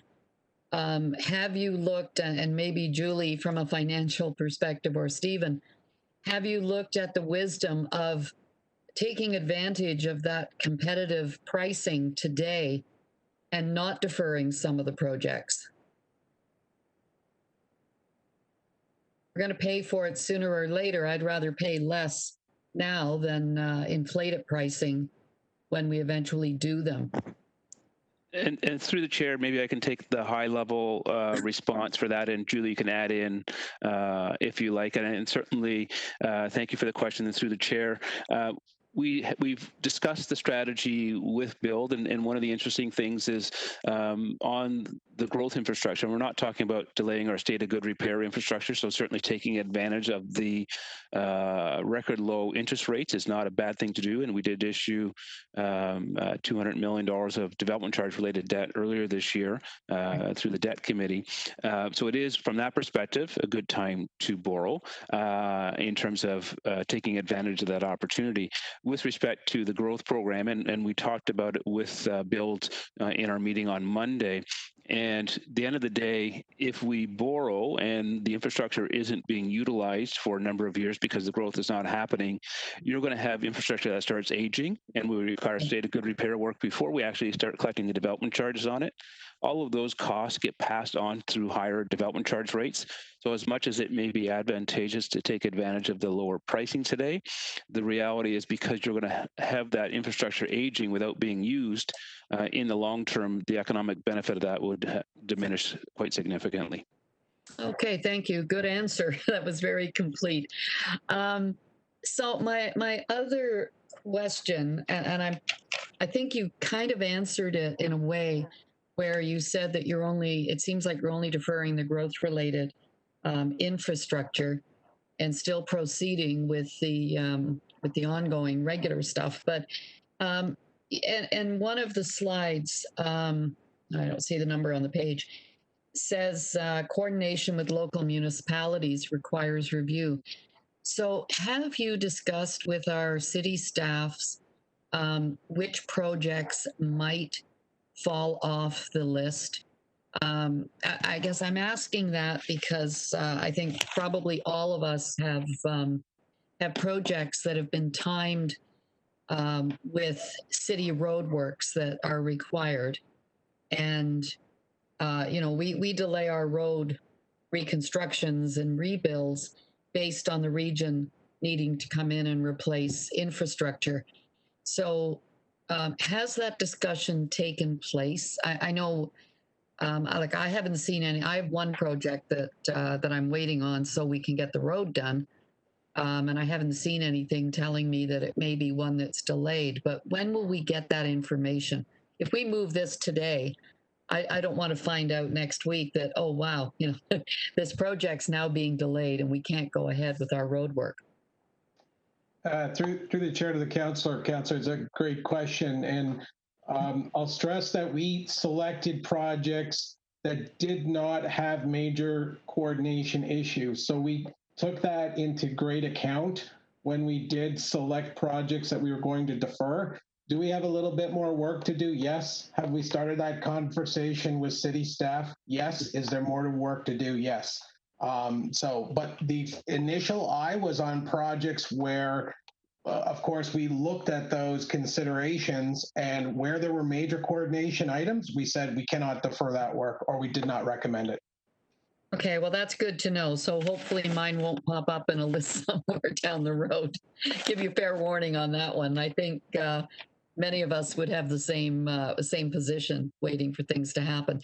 So one final comment, Mr. Chair, and I'm looking at the motion that Councillor Raz and I have, 22.1, and it kind of relates to what this report is speaking about, because it is relating to financial risks and full reviews of growth. Would it be suitable if, instead of doing that as a separate motion, that we tie it in with what we're dealing with in 8.3? Maybe the clerk could answer that, or Adrian, because I guess it's really, well, it's directing it to Stephen and Adrian and everybody else. I'm just trying to simplify things here. If it needs to remain as a separate motion, so be it. But I just thought it would be tidier if we could just tie it in. Through to the clerk, any advantage to that, Madam Clerk, or anybody else for that matter? Item 22.1 is the motion that was originally brought by Councillor Parrish and was deferred by the motion brought by Councillor Paleshi, was put on the agenda for the last meeting. Yep. And Councillor Parrish was absent at the last meeting, so it was put onto today's meeting. So it is actually not quite the same issue. The matter of the motion is more related to MCRs and planning at that stage as opposed to the infrastructure. So I would suggest leaving them as separate motions. Thank you. Okay, that's fine. I just wanted clarity on that. Just trying to simplify the meeting. Okay, thank you. And thank you for the presentation. I think what you're recommending we need to do. And I think Councillor Grove said she would move the motion. I'm perfectly willing to second it. And it's the only prudent thing we can do at this point in time. And maybe if things change, get better, we can revisit all of this. Thank you. Thank you. Councillor Fonseca. Thank you, Mr. Chair. Thank you for the presentation. It is, some of my questions have been answered, so I won't go to those. Just to reiterate, so when to Councillor Sato's question, when will we get a full list presented to us of deferrals? Through to staff. Yeah, through the chair, Councillor, thank you. Yes, we can provide a comprehensive list. It will get into the minutia of some of the fine details, but staff's happy to provide a full list of all the affected projects. Okay, great. And I do want to say thank you very much to staff for meeting with me with regards to the Silverthorn pumping station. And I do have a couple of questions. You explained in the presentation answered some of my questions, but with regards to Silverthorn, it being a pumping station, it is a two-phased, I guess it's a two-phased project. Phase 1 is now underway. We have already had a number of public information sessions, and communication has gone out to the public that not only talks about and keeps residents up to date on where things are with regards to phase 1, but at the same time, as you know, Anthony, information has already gone out to the public anticipating phase 2 start times. And my understanding is that phase 2 is what is going to be deferred. So my question is, how will staff, or my request is that staff work with and coordinate with the local ward councillor on keeping information, keeping the public up to date on these deferrals where they have already seen information anticipating kind of start times or timelines for projects that are currently in phase 1, but deferral of phase 2. And Silverthorn is a key example of that, because there's a lot going on the site right now. We've been through a lot with phase 1 with the community, to put it diplomatically, and there's already a lot of questions coming up about phase 2. So my request would be that you've informed us as councillors, but the coordination of communication out to the community is extremely important, especially when they have already received information on timelines of the of different phases of a project. Through the chair, Councillor, thanks for your question. And you're correct. We've chatted briefly about the second phase of the Silverthorn project, and that is a deferred project. So we are working with you, or we will be working with you on an updated communication plan with regards to that project. Okay, that's great. And one more question, just with regards to works being done. So you're saying anything already being, that's already in process, even if it is phased. So I'm thinking specifically of sanitary work that's being done on Cothra, and the other councillors that where Cothra falls into their wards will be very aware of this as well. There's a number of different projects going on Cothra. Again, will we get, is it safe to say that all this work will continue, or will we get briefed and again, communication out to the public on what projects may be deferred, which will mean additional construction and disruption and impacts to the community, not only from a roads management standpoint, but also to Councillor Grove's point about potential. I hope that all of the sanitary work being done on Cothra, the deep water sanitary, it is going to continue. But if not, we need my request would be that we get updated information that can go out to the public. Through the chair to the councillor, it's a great question. Cawthra Phase 1 and 2, that's the works from Dundas to Burnhamthorpe, will proceed. The second phase is under construction. The third phase will extend us into the downtown core of Mississauga, and one phase to the east will be deferred. But point taken, we will provide you a full and comprehensive update on each of the phases where they're deferred. But the works on Cawthra are super important to us as a sanitary diversion, to you and also Councillor Kovacs. So we will be continuing that project. Thank you very much. Thank you, Mayor Thompson.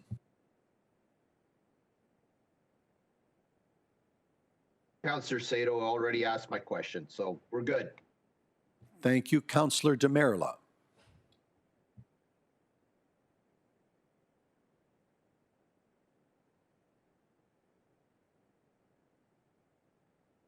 Sorry, it's just a hangover from the last. Thank you, Councillor Parrish. Thank you. I just want to follow up on Catherine's answer to Pat Sato. I was away a couple weeks ago. It wasn't recently. The motion that Pat put on the floor was because I was away. When I came back, we did debate my motion, and Councillor Paleshi deferred it. Last week, I said I just pulled it because we have agreement. My understanding is we have agreement with Adrian that he's going to work with the lower tier planners and T&W people. And as they do their work on the MCR, each municipality will be heard and each municipality will contribute to the direction. I think today's report even stresses that more, in that we're looking at some of the financial implications of canceling roads, canceling water and wastewater repairs and so forth. So that my understanding is, as long as we've got agreement from Adrian that he's going to work with the lower tier planners, I don't think we need to get into this great long debate. And I think the seriousness of this is it's multifaceted, and working on the MCR is going to become more and more complicated as we go along, including they're throwing in the 2051 numbers at some point. So if Adrian is still in agreement that he's going to work with the lower tier planners and T&W people, I agree with Pat. We don't need this motion and we don't need a great long debate. Could Adrian answer? Adrian? Through you, Mr. Chair, and thank you for the question. Absolutely, and I agree with you that this report today on this matter, I guess, highlights the importance of that collaboration between the region and the local municipalities on all matters related to growth and financing of growth. The matter today is in the grand scheme of infrastructure planning and financing is relatively short term, and in the MCR process, we're looking at the longer term aspects of managing growth, and certainly we have many forums for that collaboration at the local level, and your resolution, I guess, just reflects what is happening and our commitment to continue that and even enhance that, given the current things we have on the table. What we're talking about today in terms of COVID-19, but also as we move forward, finalizing our municipal comprehensive review and dealing with the additional growth that the province is bringing forward for dealing with the 2051 now planning horizon. So that is certainly something we're committing to and have committed to, and I agree that that motion is not necessary. Well, thank you. Through you, Mr. Chair, then I agree with Councillor Sato's intent to withdraw it. I did withdraw mine, and I absolutely appreciate Adrian's cooperation. And I know the Brampton and Caledon and Mississauga planners and transportation people will be happy to work together. Thank you. Thank you. Councillor Paleshi. No, Mr. Chair, I actually withdrew my hand. All I was going to say is I supported with what Councillor Parrish was saying, and happy that the region is going to collaborate more with the lower tiers. Thank you, Mr. Chair. Perfect. Thank you. That being the case, then it was moved by Councillor Grove, seconded by Councillor Sato. I need a recorded vote. Madam Clerk, over to you. Thank you. The motion moved by Councillor Grove, seconded by Councillor Sato, that the proposed capital deferral strategy, as outlined in the report from the Commissioner of Finance and Chief Financial Officer and the Commissioner of Public Works, titled Financial Risk Management Strategy of the Regional Capital Program, be endorsed. Take the vote now. Mayor Brown.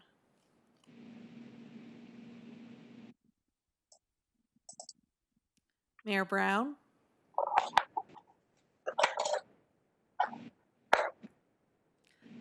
Councillor Carlson. Yes. Councillor Carlson in favor. Mayor Crombie. Yes. Mayor Crombie in favor. Councillor Demerla. Yes. Councillor Demerla in favor. Councillor Dasco. Yes. Councillor Dasco in favor. Councillor Dillon. Councillor Dillon. Councillor Downey. In favor. Councillor Downey in favor. Councillor Fonseca. Yes, in favor. Councillor Fonseca in favor. Councillor Fortini. In favor. Councillor Fortini in favor. Councillor Groves. Yes, in favor. Councillor Groves in favor. Councillor Innes. Yes, in favor. Councillor Innes in favor. Councillor Kovac. In favor. Councillor Kovac in favor. Councillor Mahoney. Yes. Councillor Mahoney in favor. Councillor McFadden. In favor. Councillor McFadden in favor. Councillor Medeiros.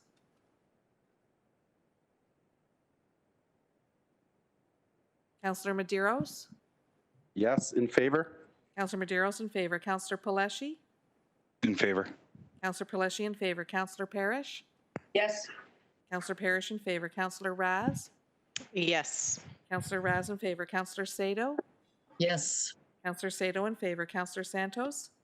Yes. Councillor Santos in favor. Councillor Sinclair. In favor. Councillor Sinclair in favor. Councillor Starr. In favor. Councillor Starr in favor. Mayor Thompson. In favor? Mayor Thompson in favor. Councillor Vicente. Yes. Councillor Vicente in favor. Carries. Thank you. Thank you. That carries. That brings me on, and thank you to staff for the presentation. That was well done. That brings me on to item 8.5, motion regarding National Urban Cycling Infrastructure Stimulus Fund as part of COVID-19 Economic Stimulus Package and the National Active Transportation Strategy as requested by Councillor Santos. Councillor Santos? Thank you very much. And through you, Mr. Chair, this particular motion, as indicated from the last council meeting, is about making sure that as growing cities, as cities that are progressing to support more active transportation, we are advocating exclusively for the federal government during economic stimulus spending to support more of our active transportation within our municipalities. I've been in conversations with the TRCA, who also forwarded correspondence to Minister McKenna as well as various other mayors throughout the GTHA, my colleagues here on council, our local MPs and local MPPs, in Brampton. And so we're just trying to get the region on board with this as well. And I think an important piece in this is to share the exclusivity of a bucket of funding for economic stimulus. One of the challenges that, and I'm sure all of you are facing the same thing, that we are facing is a little bit of a culture shift in Brampton in terms of shifting away from a car-dependent, driving-dependent culture into one that really increases the options for people to get around safely and efficiently throughout the city. Not to mention the fact that active transportation infrastructure is far cheaper and more efficient to build and more cost effective relative to building roads for cars. And so I'm not going to really go on too much on this. Everyone, I think, knows how passionate I am on this particular issue, especially when it comes to links to climate change, as well as mental health and physical health of the residents that we serve. And I would like to particularly thank Councillor Fonseca, who's agreed to second the motion today, as well as Councillor Groves, who also volunteered to second the motion, and also my other colleagues that I've been in touch with over the past couple of weeks. And I'm hoping that we can all support the motion. Thank you. Thank you. And I have Councillor Fonseca next on my list, who will be seconding the motion and I think has given a decade of her life to this cause. So Councillor Fonseca, over to you. Thank you, through Mr. Chair, and thank you so much, Councillor Santos, for bringing this motion forward. Very happy to second.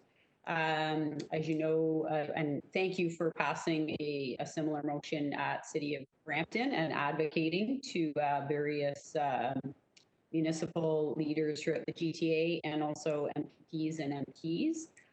We passed a similar motion at City of Mississauga yesterday.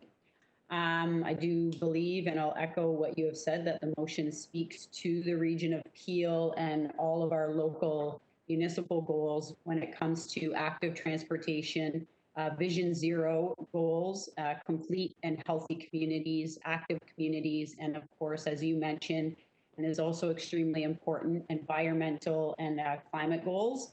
If you look at the National Active Transportation Strategy, and the focus is really on a collaborative framework and the importance of us all working together.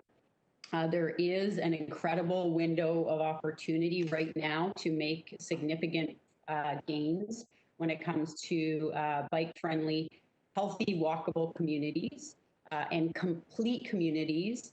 And I want to emphasize what you said in terms of complete communities at FCM, and I'm happy. I've already brought this to the table, the Ontario Caucus at FCM, and FCM.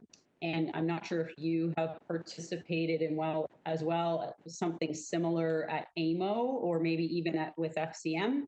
But FCM is undergoing right now funding for a COVID-19 street rebalancing guide that speaks to and has been presented to the minister as well around a funding for an active transportation strategy. The tool is designed for not only to ensure that the goals of active, healthy, walkable communities and bike-friendly communities are put in place, but it also stresses the importance of providing this opportunity for all, so through an equity lens, which you raise as well. So I'm happy to second this motion here today and to let you know and confirm that it has already been brought through the table at FCM, and I will continue to do so. And I think it gives us a great opportunity to bring it not only to MPs, but MPPs as well. Thank you very much. Thank you, Councillor Parrish. Fonseca will back me up when I say I'm a convert on bicycles. I was a most resistant bike trail person when we first got to know each other well on council. I just wanted to give you a quick little story. There's a teacher from Ascension Secondary School. Her name is Janice Batista Lowe. And she was calling her students, high school students, and saying to them, well, if you're frustrated and you're bored, why don't you just get on your bike and go for a ride? And she was finding about 1 in 5 kids had never owned a bike. Oh, excuse me. Can you not unplug this phone? Okay, we'll wait. Give me a second, sorry. She found 1 in 5 kids had never owned a bike in Malton. So she was refurbishing donated bikes and delivering them to the homes, and it was on CBC. She's crying, the kids are crying, and it was really neat to watch. So what we've done now is the BIA is putting $15,000 into it. We've rented a hall. We're starting to collect bikes. Peel Regional Police is involved. So we're going to spend a month refurbishing bikes. And I thought to myself when I saw this motion, and I know Councillor Santos called me a couple weeks ago, and I said, sure, it's a great idea.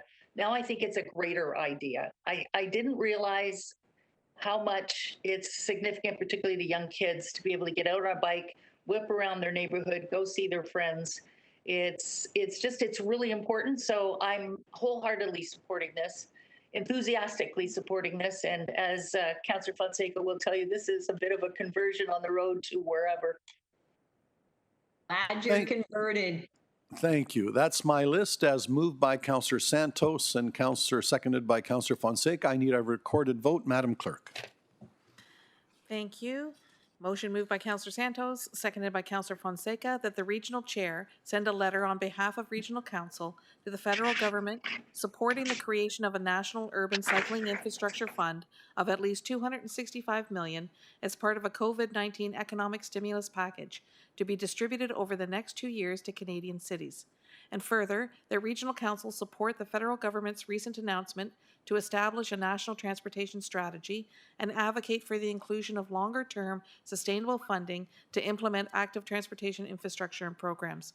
And further, that copies of the regional chair's letter be sent to the cities of Brampton and Mississauga, the town of Caledon, and neighboring GTHA municipalities as an encouragement towards collaborative advocacy to the federal government for a national urban cycling infrastructure stimulus fund. And we'll call the vote now. Mayor Brown. Yes. Mayor Brown in favor. Councillor Carlson?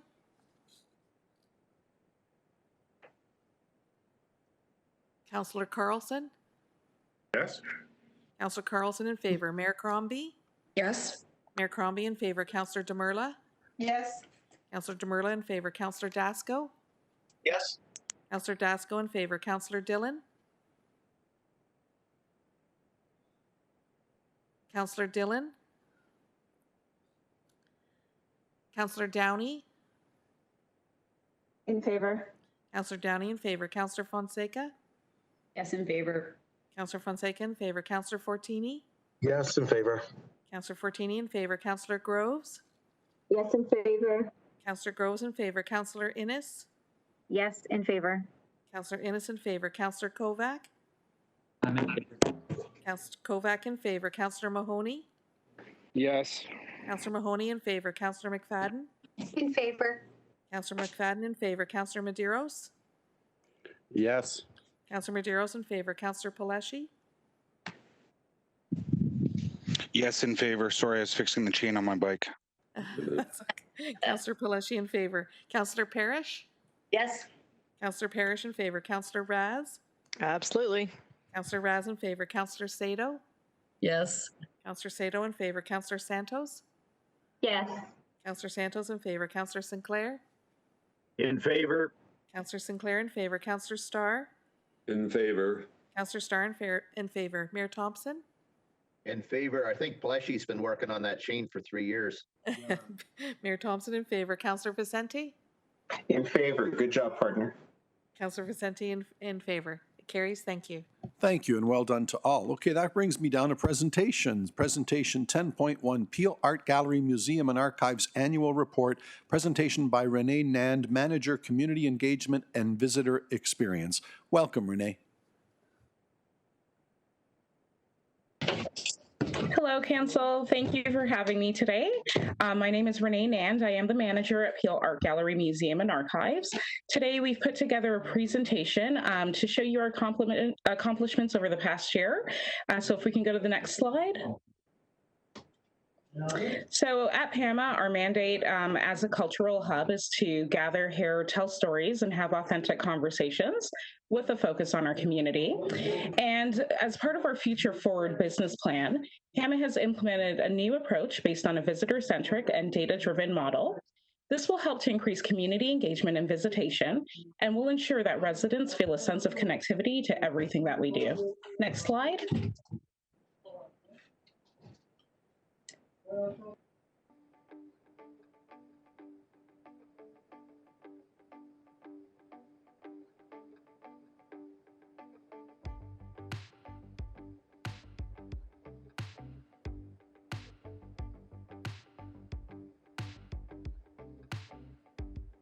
Hello, my name is Renee Nand, manager at the Peel Art Gallery, Museum and Archives, or PAM as it's better known.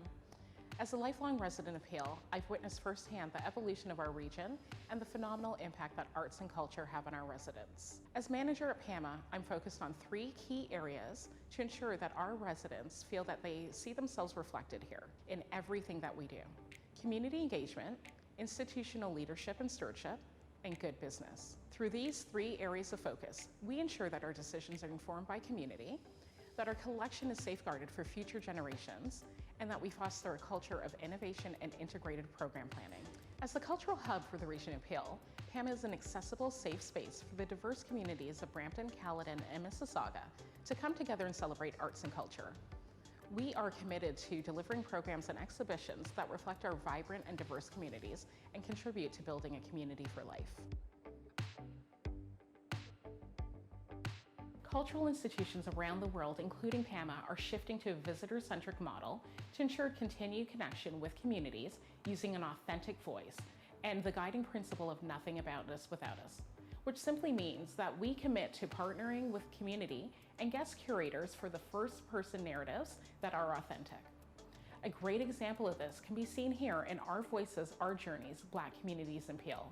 PAMA has partnered with community leaders from the North Peel Community Church in Caledon to provide this exhibition, which enriches our shared understanding of Black community experiences in Canada and inspires the lasting relationship among people, the places, and objects that they hold close to their hearts.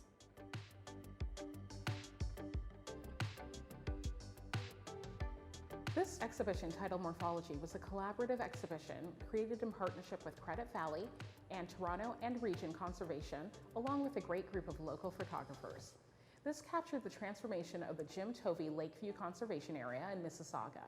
The late Jim Tovey, Peel Regional Councillor for Mississauga Ward 1, was a strong supporter of the project and saw artistic expression as a way for residents to form an emotional connection with the environment. Being agile and responsive to the temporary closure of PAMA due to COVID-19, Morphology was launched as PAMA's first virtual exhibition on Earth Day.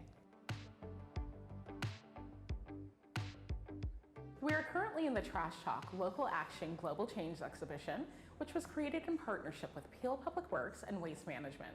This partnership produced an educational collaboration in which over 500 students participated in on-site tours and activities facilitated by PAMA and waste education teams. Components and graphics from this exhibition will be used in the new Region of Peel Waste Management Education Center, and a virtual component is in the works as well.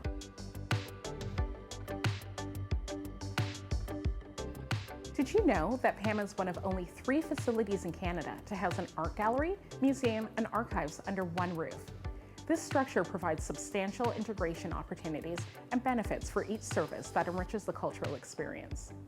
In 2019, PAMA received a $155,000 Museum Assistance Program grant from the Department of Canadian Heritage for George Padgington Painting a Nation exhibition. George Padgington was a Canadian landscape painter and a contemporary of the Group of 7. His work captures gorgeous scenes from across Canada, including the Region of Peel.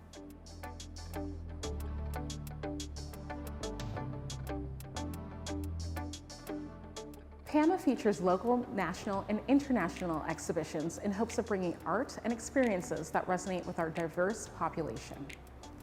In early March, PAMA opened the Simon Hughes Retrospective exhibition.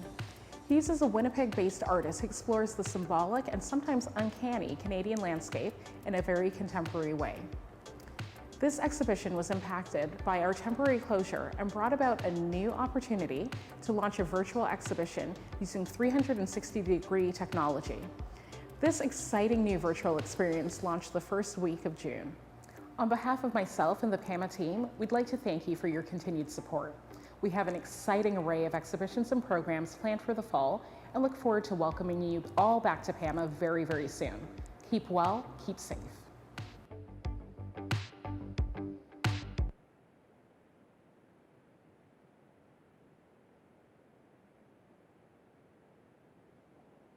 Renee, and that concludes your presentation? It does indeed. Thank you very much. Thank you. I've had the privilege of being hosted at PAMA several times, and I must tell you, it is the jewel in the crown of the Region of Peel. Councillor Kovacs.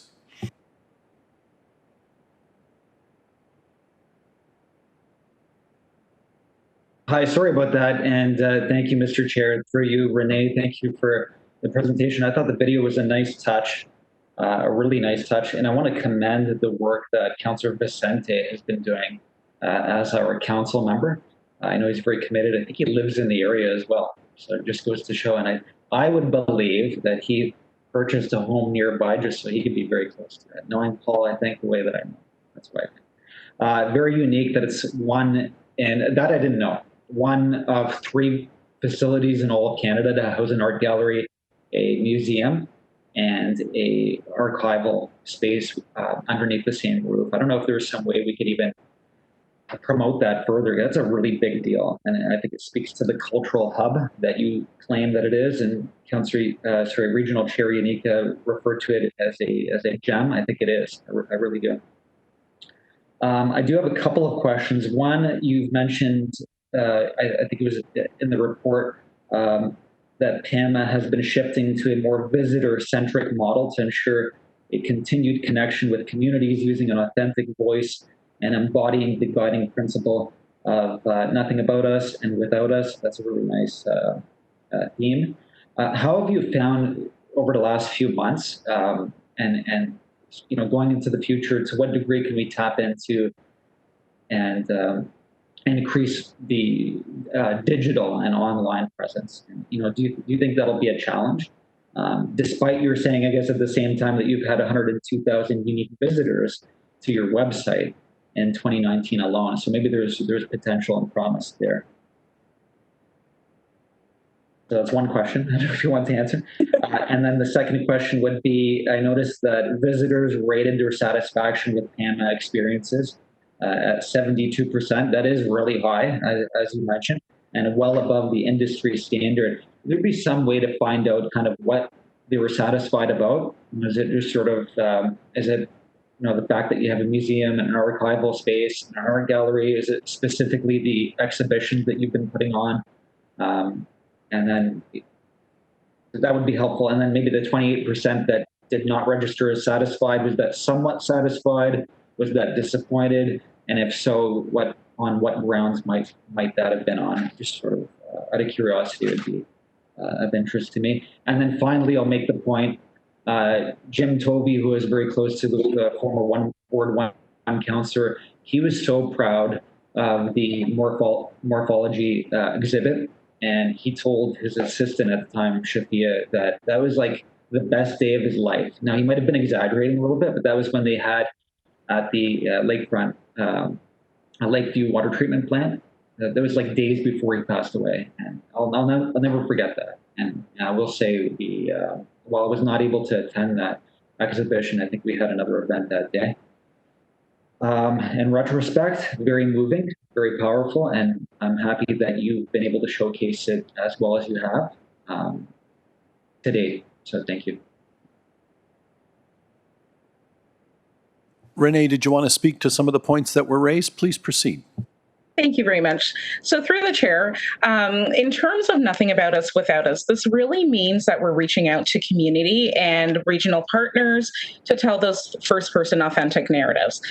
So in the instance of, our exhibition that we have planned for the autumn, which touches on the Caribbean community, we reached out to Black leaders within the region of Peel from across Mississauga, Caledon, and Brampton to come in and tell us really how they felt they were represented at PAMA. And although they're not always comfortable conversations, they're very necessary conversations. So through that process, we were able to identify a guest curator so that we're not dictating to our community what we think they want to see, but they are really in the driver's seat.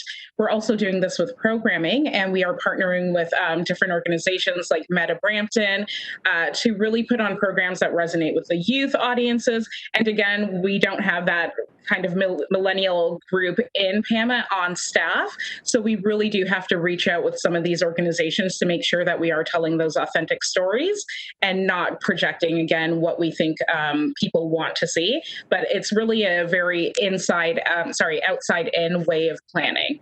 So that's how we're going forth. In terms of digital, COVID, although it's been tremendously impactful in a variety of negative ways for PAMA, it's given us the ability to be incredibly agile. And we've been able to put together 360-degree exhibitions. We've launched the PAMA.ca space where you can visit static exhibitions as well. And we're also on a platform called Field Trip, So Field Trip actually takes art exhibits from across the country's leading institutions and puts them online in this digital platform. So I anticipate that we will see continued growth in our digital access, and this helps for accessibility for a variety of reasons, whether it's financial, health reasons, just the fact that we're closed, we're still able to engage with our community in a very, very impactful way. And in terms of visitor satisfaction, our visitors always rave about PAMA having the 3 services. Many of them, to your point, do not know that. We do have archives, museum, and an art gallery. And I think they also underestimate the campus being so large and so many things to do. So we do have a tremendous rate of satisfaction. Where we get feedback, it's typically that they're slightly dissatisfied. And it's only because, again, I think with our diverse community, a lot of times visitors were not seeing themselves represented. And we have comment cards that say, I would love to see more images of myself, or I'd love to see something that my kids see themselves reflected. And with our new strategy, that's something we're definitely working on. Thank you. Thank you very much for your reply. Councillor Kovac, thank you. With that, Councillor Kovac has moved receipt. I don't need a formal vote. Renee, thank you for being here once again. The one observation I had plays into the point that Councillor Kovac made. Boy, that's a lot of things to have on just one site. And maybe in the days to come, post-COVID, we'll talk about the future of PAMA, because it can be so much more, and you're going to need our help to get there, and I hope we'll be having those discussions. And I think I have to give Councillor Vincente credit for having started some of those as well. So thank you very much for your presentation. What I'm going to suggest, everyone, how does everybody feel about a little 5-minute break now before we carry on, because we have another couple of presentations before we go to the items that were held. Can I call it for 5 minutes and have you back at about 12:15, and we shall see you then. Okay, everybody, and I see a lot of faces back, and I see Norm is ready to go. So we're back in session. Staff presentation 10.2, the 2020 Triennial Financial Performance Report. Presentation by Norman Lum, Director of Business and Financial Planning. Welcome, Norman. Good afternoon, Chair and members of Regional Council. Today, I will be providing an overview of Peel's triennial financial performance as of April 30th, 2020. Next slide, please. So as Council has heard through the monthly financial updates, the COVID-19 pandemic has had a significant impact on Peel's economy, with the labor market continuing to decline. Over 138,000 residents have lost jobs now due to COVID closures. Peel's unemployment rate rose to a new high, with a 3-month average unemployment rate of 15.7% in June, representing the highest rate since Peel-specific data became available in 2006. The COVID pandemic is also significantly impacting Peel's projected year-end financial position. For many of our frontline services, such as long-term care, public health, waste management, and housing support, there has been increased service demand, while some other services, such as Trans Help, PAMA, and Adult Day, are experiencing decreased activity or temporary closure. Overall, COVID is driving a deficit through the increased expenditures and decreased revenue, partially offset by program-specific COVID funding and cost avoidance measures. There are also some variances to budget not driven by COVID. Next slide, please. Overall, a combined tax and utility rate deficit of $44.7 million is projected. The utility rate program, or water and wastewater, is projecting a deficit of $14.2 million. For tax-supported programs, a deficit of $30.5 million is projected, $28.2 million for regionally controlled programs, and $2.3 million for regionally financed external agencies, Peel Regional Police, OPP, and the conservation authorities. Over the next few slides, I will go over the key drivers of the projected year-end deficit. However, before I do that, I want to highlight that these projections assume that Peel would start transitioning from response to recovery in September, and does not assume that there's a second wave of COVID. If these assumptions change, the projections would significantly change. Next slide, please. The costs related to Peel's frontline response have continued to be incurred by services such as long-term care and paramedics. These costs include expenditures for PPE, cleaning, and staffing. One of the indirect costs that is forecast will be the $11.8 million needed for the establishment and operations of the isolation and recovery centers. There is also an indirect impact on the community housing sector with increased subsidy costs of up to $7 million to offset the projected rental revenue loss due to COVID. The province had also directed that childcare be provided to frontline healthcare workers. To date, no confirmation in writing has been received from the province that these additional costs will be funded, leaving an exposure of $6.8 million. Additional costs are also projected for waste management to allow the 2 extra bags of garbage as directed by council. And finally, the pandemic pay announced by the province for paramedics, long-term care, public health, and more recently for the shelter and supportive housing sectors will not have an impact as they will be 100% funded. Next slide, please. Another key driver of the projected deficit is the loss in user fee revenues. The bulk of the lost revenue is from the water and wastewater programs, $10.8 million by lower ICI or industrial, commercial, and institutional water consumption, and $4.6 million from the deferral of the 2020 approved utility rate increase. However, the impact may be mitigated by the dry, hot summer we've been experiencing. Excluding the water and wastewater program, user fees represent a relatively minor portion, about 6% of Peel's overall budgeted revenue. And this is due to the fact that the region of Peel does not provide mass transit like many other municipalities. However, user fee losses are still being forecast for TransHelp and waste management, where fees were temporarily suspended. The remaining loss in revenue is largely driven by lost interest from deferring the collection of property taxes of $2 million and $2.9 million from waiving late penalty fees. Next slide, please. Helping to partially offset the increased costs and lost revenue due to COVID is some program-specific funding provided by the provincial and federal governments. Peel has received almost $12 million to support its most vulnerable residents, $5.85 million from the Federal Reaching Home Program, and $6 million from the Provincial and Provincial Social Services Relief Fund.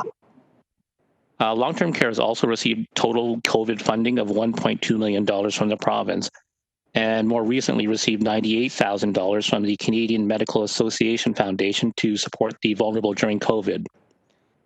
Additional COVID funding for paramedics and public health is still being assessed, so hopefully there'll be an announcement coming in the future. And we're still currently awaiting the allocation details for the new funding announcement by the federal and provincial governments under the Safe Restart Agreement to support the COVID recovery. Any allocations will definitely help to reduce the projected deficit. Next slide, please. Another key mitigator of the projected deficit is the $27.7 million in costs that have been avoided. TransHelp is forecasting a 47% decrease in lower trip demand for 2020, resulting in savings of $8.3 million. Other significant contributors to the savings are the water and wastewater services, which are forecasting $3.9 million in costs avoided. Costs are also being contained by redeploying existing staff instead of hiring additional staff to fill needed roles such as staff for screening or to manage PPE inventory. Savings in discretionary spending continue from not attending conferences, training, and not filling vacancies. And while vacancies will be filled when services move towards being fully open again, some vacancies will remain unfilled as staff assess the impacts on service delivery models. Staff will continue to look for opportunities to mitigate the deficit. Next slide, please. And while the bulk of the projected deficit is driven by the COVID-19 pandemic, $5.1 million of the deficit is not related to COVID. The 3 most significant drivers of this variance are increased WSIB costs of $2.5 million for paramedics and TransHelp, including $500,000 in prescription costs, ongoing challenges with provincial funding changes such as the lag for paramedics, which continues to put pressure on meeting service demands, and finally, increased licensing costs for standard IT applications to enable remote working, such as Microsoft Teams. This completes my overview of the projected financial results for operations, and over the next couple of slides, I'll speak to the capital program. Next slide, please. So at the beginning of 2020, including the 2020 approved capital budget of $1.1 billion, The opening balance of the total capital program for region-controlled and external agencies was $4.2 billion, representing 1,540 capital projects. Over the first 4 months, $137 million had been spent, which is on par with prior years. Of the 1,356 region-controlled capital projects, 94% are progressing on track. To help manage Peel's overall cash flow, extra attention is paid to the top 25 capital projects, as they represent 45% of the value of the capital work in progress. So of the 25 projects, 22 are on track, 2 are on hold, and 1 is delayed. Next slide, please. So as Council saw in the presentation earlier this morning on the risk to the capital program and financial flexibility due to COVID, $600 to $700 million shortfall is anticipated for DCs in the period from 2020 to 2024. To manage this increased pressure on overall cash flows and financial flexibility, the Capital Construction Task Force proposed a strategy this morning to prioritize capital projects with specific focus on development charge funded projects to align the spending with the projected revenue while still enabling growth. Next slide, please. So to summarize, the projected operating deficit for 2020 is $44.7 million, $30.5 million for tax, and $14.2 million for utility rate programs. These projections would change significantly if there was a second wave of COVID, and staff will continue to look for ways to manage the expenditures and lower the deficit. However, the projected year-end position will ultimately depend on the duration and severity of the COVID-19 pandemic, and any funding allocated from the Safe Restart Agreement announced by the federal and provincial governments would reduce that. Peel's overall capital program is being managed well and will continue to undergo regular reviews to ensure it is aligned to the forecasted development charge revenues. Thank you, and that concludes my presentation, and I'd be happy to answer any questions. Okay, seeing none, I need a formal, I don't see anybody on my list. Is there somebody that wants to ask a question? Oh, there you are, Yes, Councillor Chair, Ras. Go ahead. Yes, Chair Unica, thank you. My hand was up. Is that not how we're supposed to ask questions? Yeah, by all means, I sometimes push the button as well, and I see you on my list as well. But yes, carry on, please. Okay, thank you. And thank you for the presentation, Norm. I think every municipality is in the same boat when we have many of these conversations at the city as well. We really don't have the ability to, I suppose we do. We can change our service levels, but when it comes to service levels for long-term care or paramedics or some of those other key social services, we can't just simply cut back. So knowing that our projected deficit is going to be 44 million approximately at the city of Mississauga, we're looking at this point around 60 million.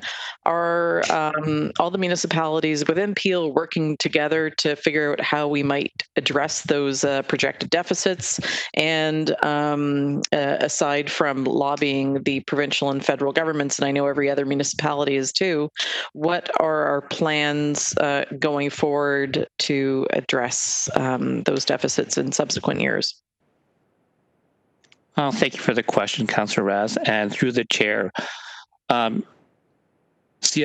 Van Ofwegen, in our last meeting, I had mentioned that we're part of a GTHA advocacy group, consolidating all of our challenges, and that had moved forward for advocacy for funding. In terms of impacting the 2021 budget for Peel, with its current estimate of $44.7 million, we can manage that right now with our rate stabilization reserve. So at this point, it wouldn't necessarily impact our 2021 budget. Okay, so right now this will not result in a property tax increase like we're seeing in Mississauga. Through the chair, no, not at this point. If there's a second wave, if there's ongoing impacts, if the COVID-19 pandemic spreads into 2021, we'd have to look and see. But at this point, based on the current estimates, there's no significant impact on the budget at all because we can manage it right now using our rate stabilization reserves. Okay, what is the balance of those reserves, Norm? For tax, it's $141 million, and for utility, it's $43 million. And I guess part of this would come out of both of those reserve funds? Through the chair, yes, it would. So the tax deficit would come through the tax rate stabilization reserve. That's $141 million. And the utility rate deficit would come from the utility rate stabilization reserve, which is at $43 million. Okay. All right. Thank you very much for your presentation, Norm. And Mr. Chair, I'm happy to move the report and presentation. And seconded by Councillor Mahoney. Madam Clerk, the vote over to you. Thank you. There's a motion from Councillor Raz, seconded by Councillor Mahoney, that the funding source for school bike racks capital project 194105 in the amount of $300,000 be changed from federal gas tax R0025 to roads reserve R0210. We'll call the vote. Mayor Brown.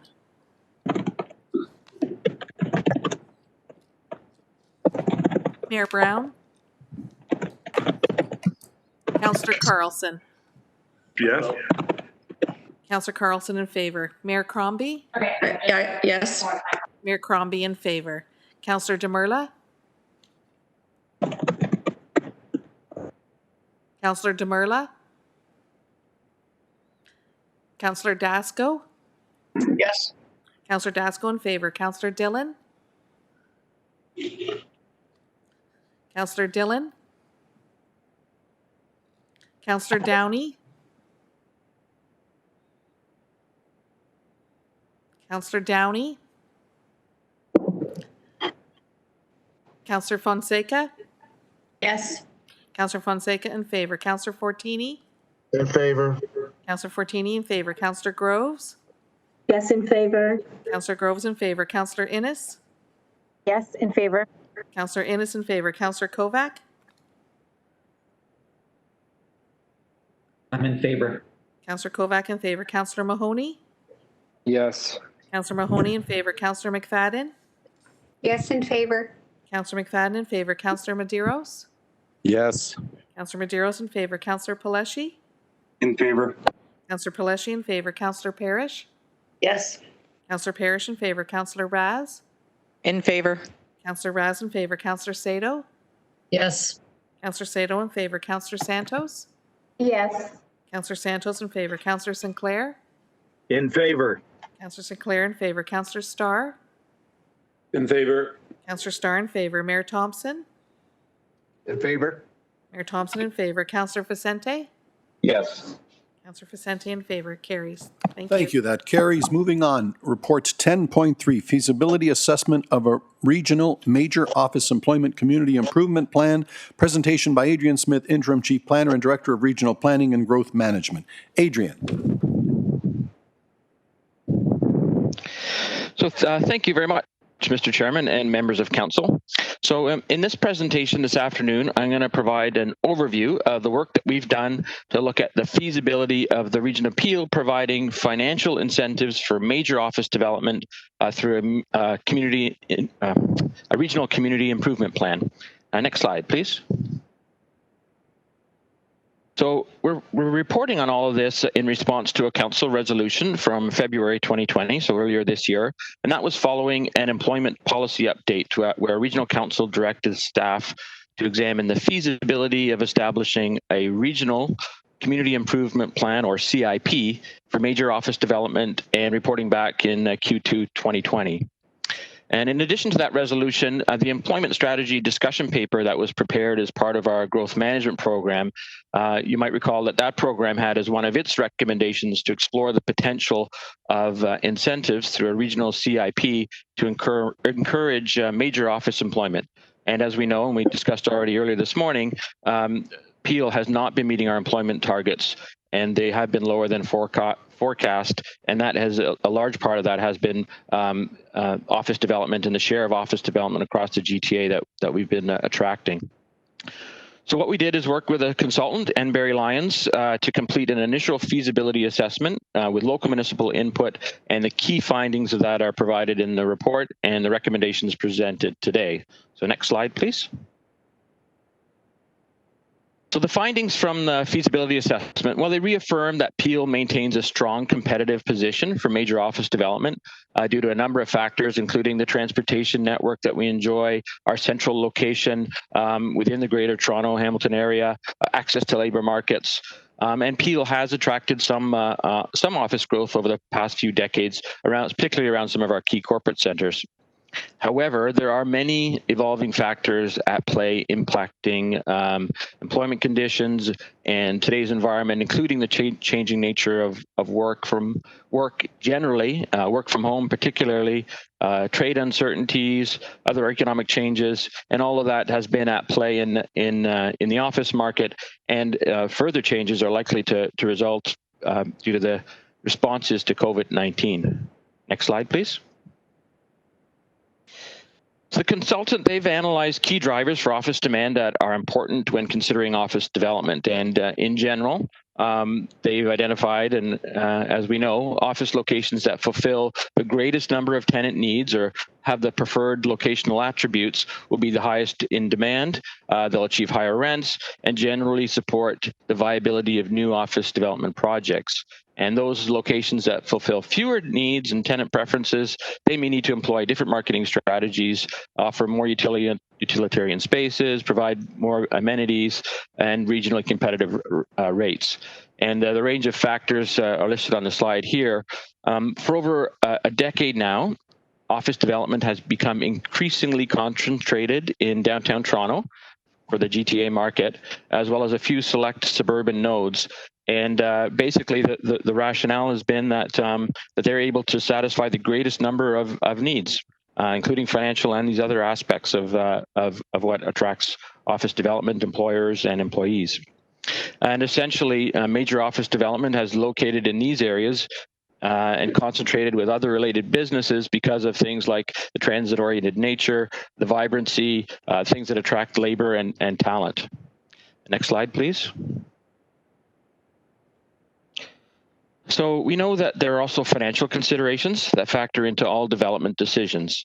And financial incentives for office development can improve the development economics by lowering the capital costs, reducing operating costs, reducing gross rents, attracting tenants, and removing some of the financial obstacles to development. However, it's also clear that cost is only one factor that's influencing where office investment occurs. As I noted, there's many non-financial considerations that weigh into business decisions of office development, things like the transit, walkability, attractiveness, urban amenities, range of housing, all these things that can be attractive to employers. And the relationship between the financial and other aspects is evidenced by the fact that despite funding being available, there are a number of municipal CIPs that offer financial incentives for office development that have little or no or very little uptake. Next slide, please.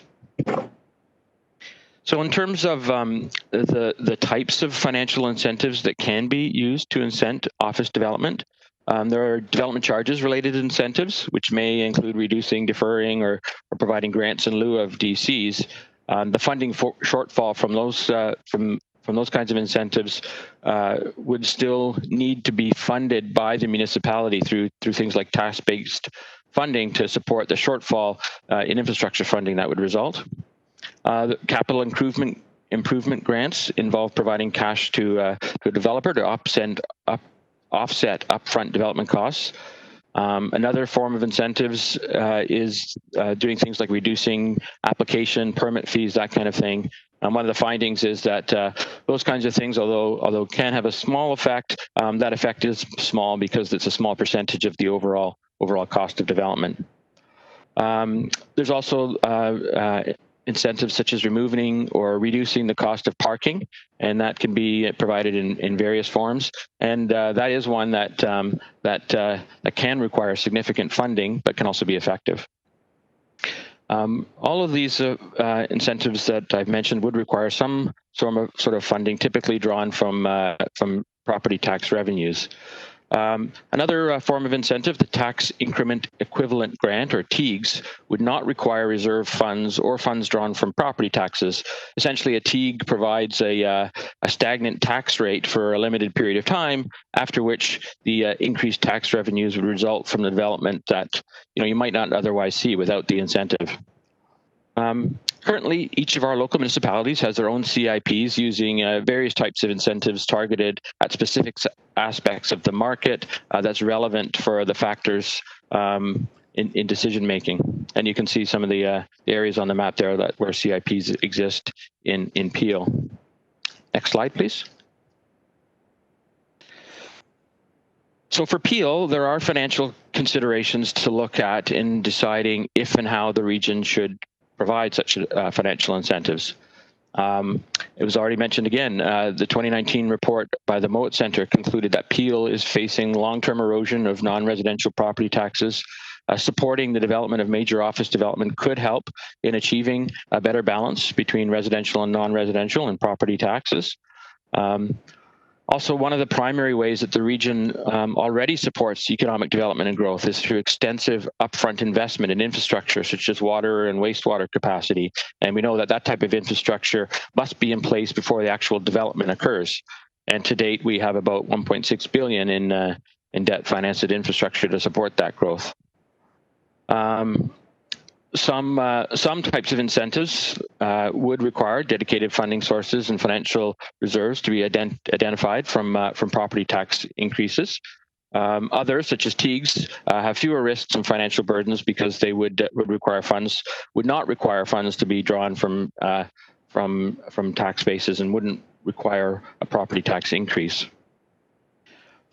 Should the region choose to participate in local municipal CIPs via incentives other than TEAGs, the funding requirements also may impact off the property taxes, obviously, but not just that, funding for other key regional priorities, whether it be housing or other things. Next slide, please.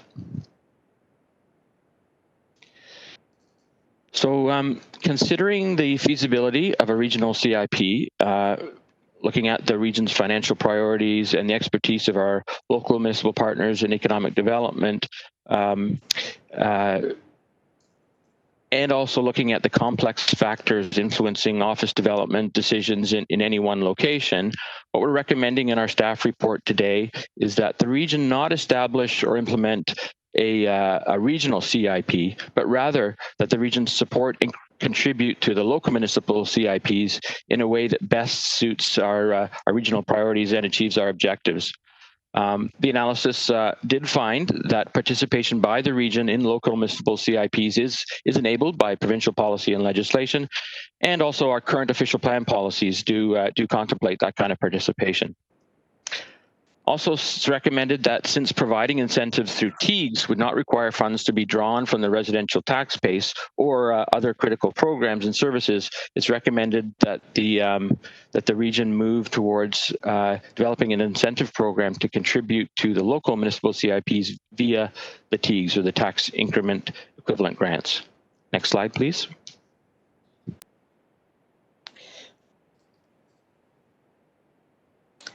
So should Regional Council support the recommendation and direct staff to continue this work, the next steps would be for us to provide detailed recommendations for establishing an actual office incentive program that use the TEAGs. This would include developing a framework, a project criteria for enabling participation, the implementation mechanism, documentation, and all that. Of course, if directed to do that, we would continue to work very carefully and closely with our local municipal partners to develop a program that can reflect the variety of local contexts that we'd be responding to. And last slide, next slide, please. So thank you very much for the opportunity to present on this report today, and look forward to any questions. Thank you. Thank you. My list is Kovac, Crombie, Demerla. Councillor Kovac. Thank you, and through you, Mr. Chair. Adrian, just want to thank you for your report and the time. I would imagine that yourself and members of the team in planning would have invested in preparing this for council. Going back to February when all council supported my and Councillor Medeiros' motion. And I know we all have our local CIPs. The thought was something backed by the region could be very helpful in making those local CIPs that much more attractive and effective for would-be potential office and employment developers. I will say that that I was not disappointed by the report, despite the fact you're recommending against it, because I think with the Teague that, as CFO Van Offwagen has spoken to as well as yourself, could have a lot of promise. So I guess that's where I would ask a few questions on that further. I know that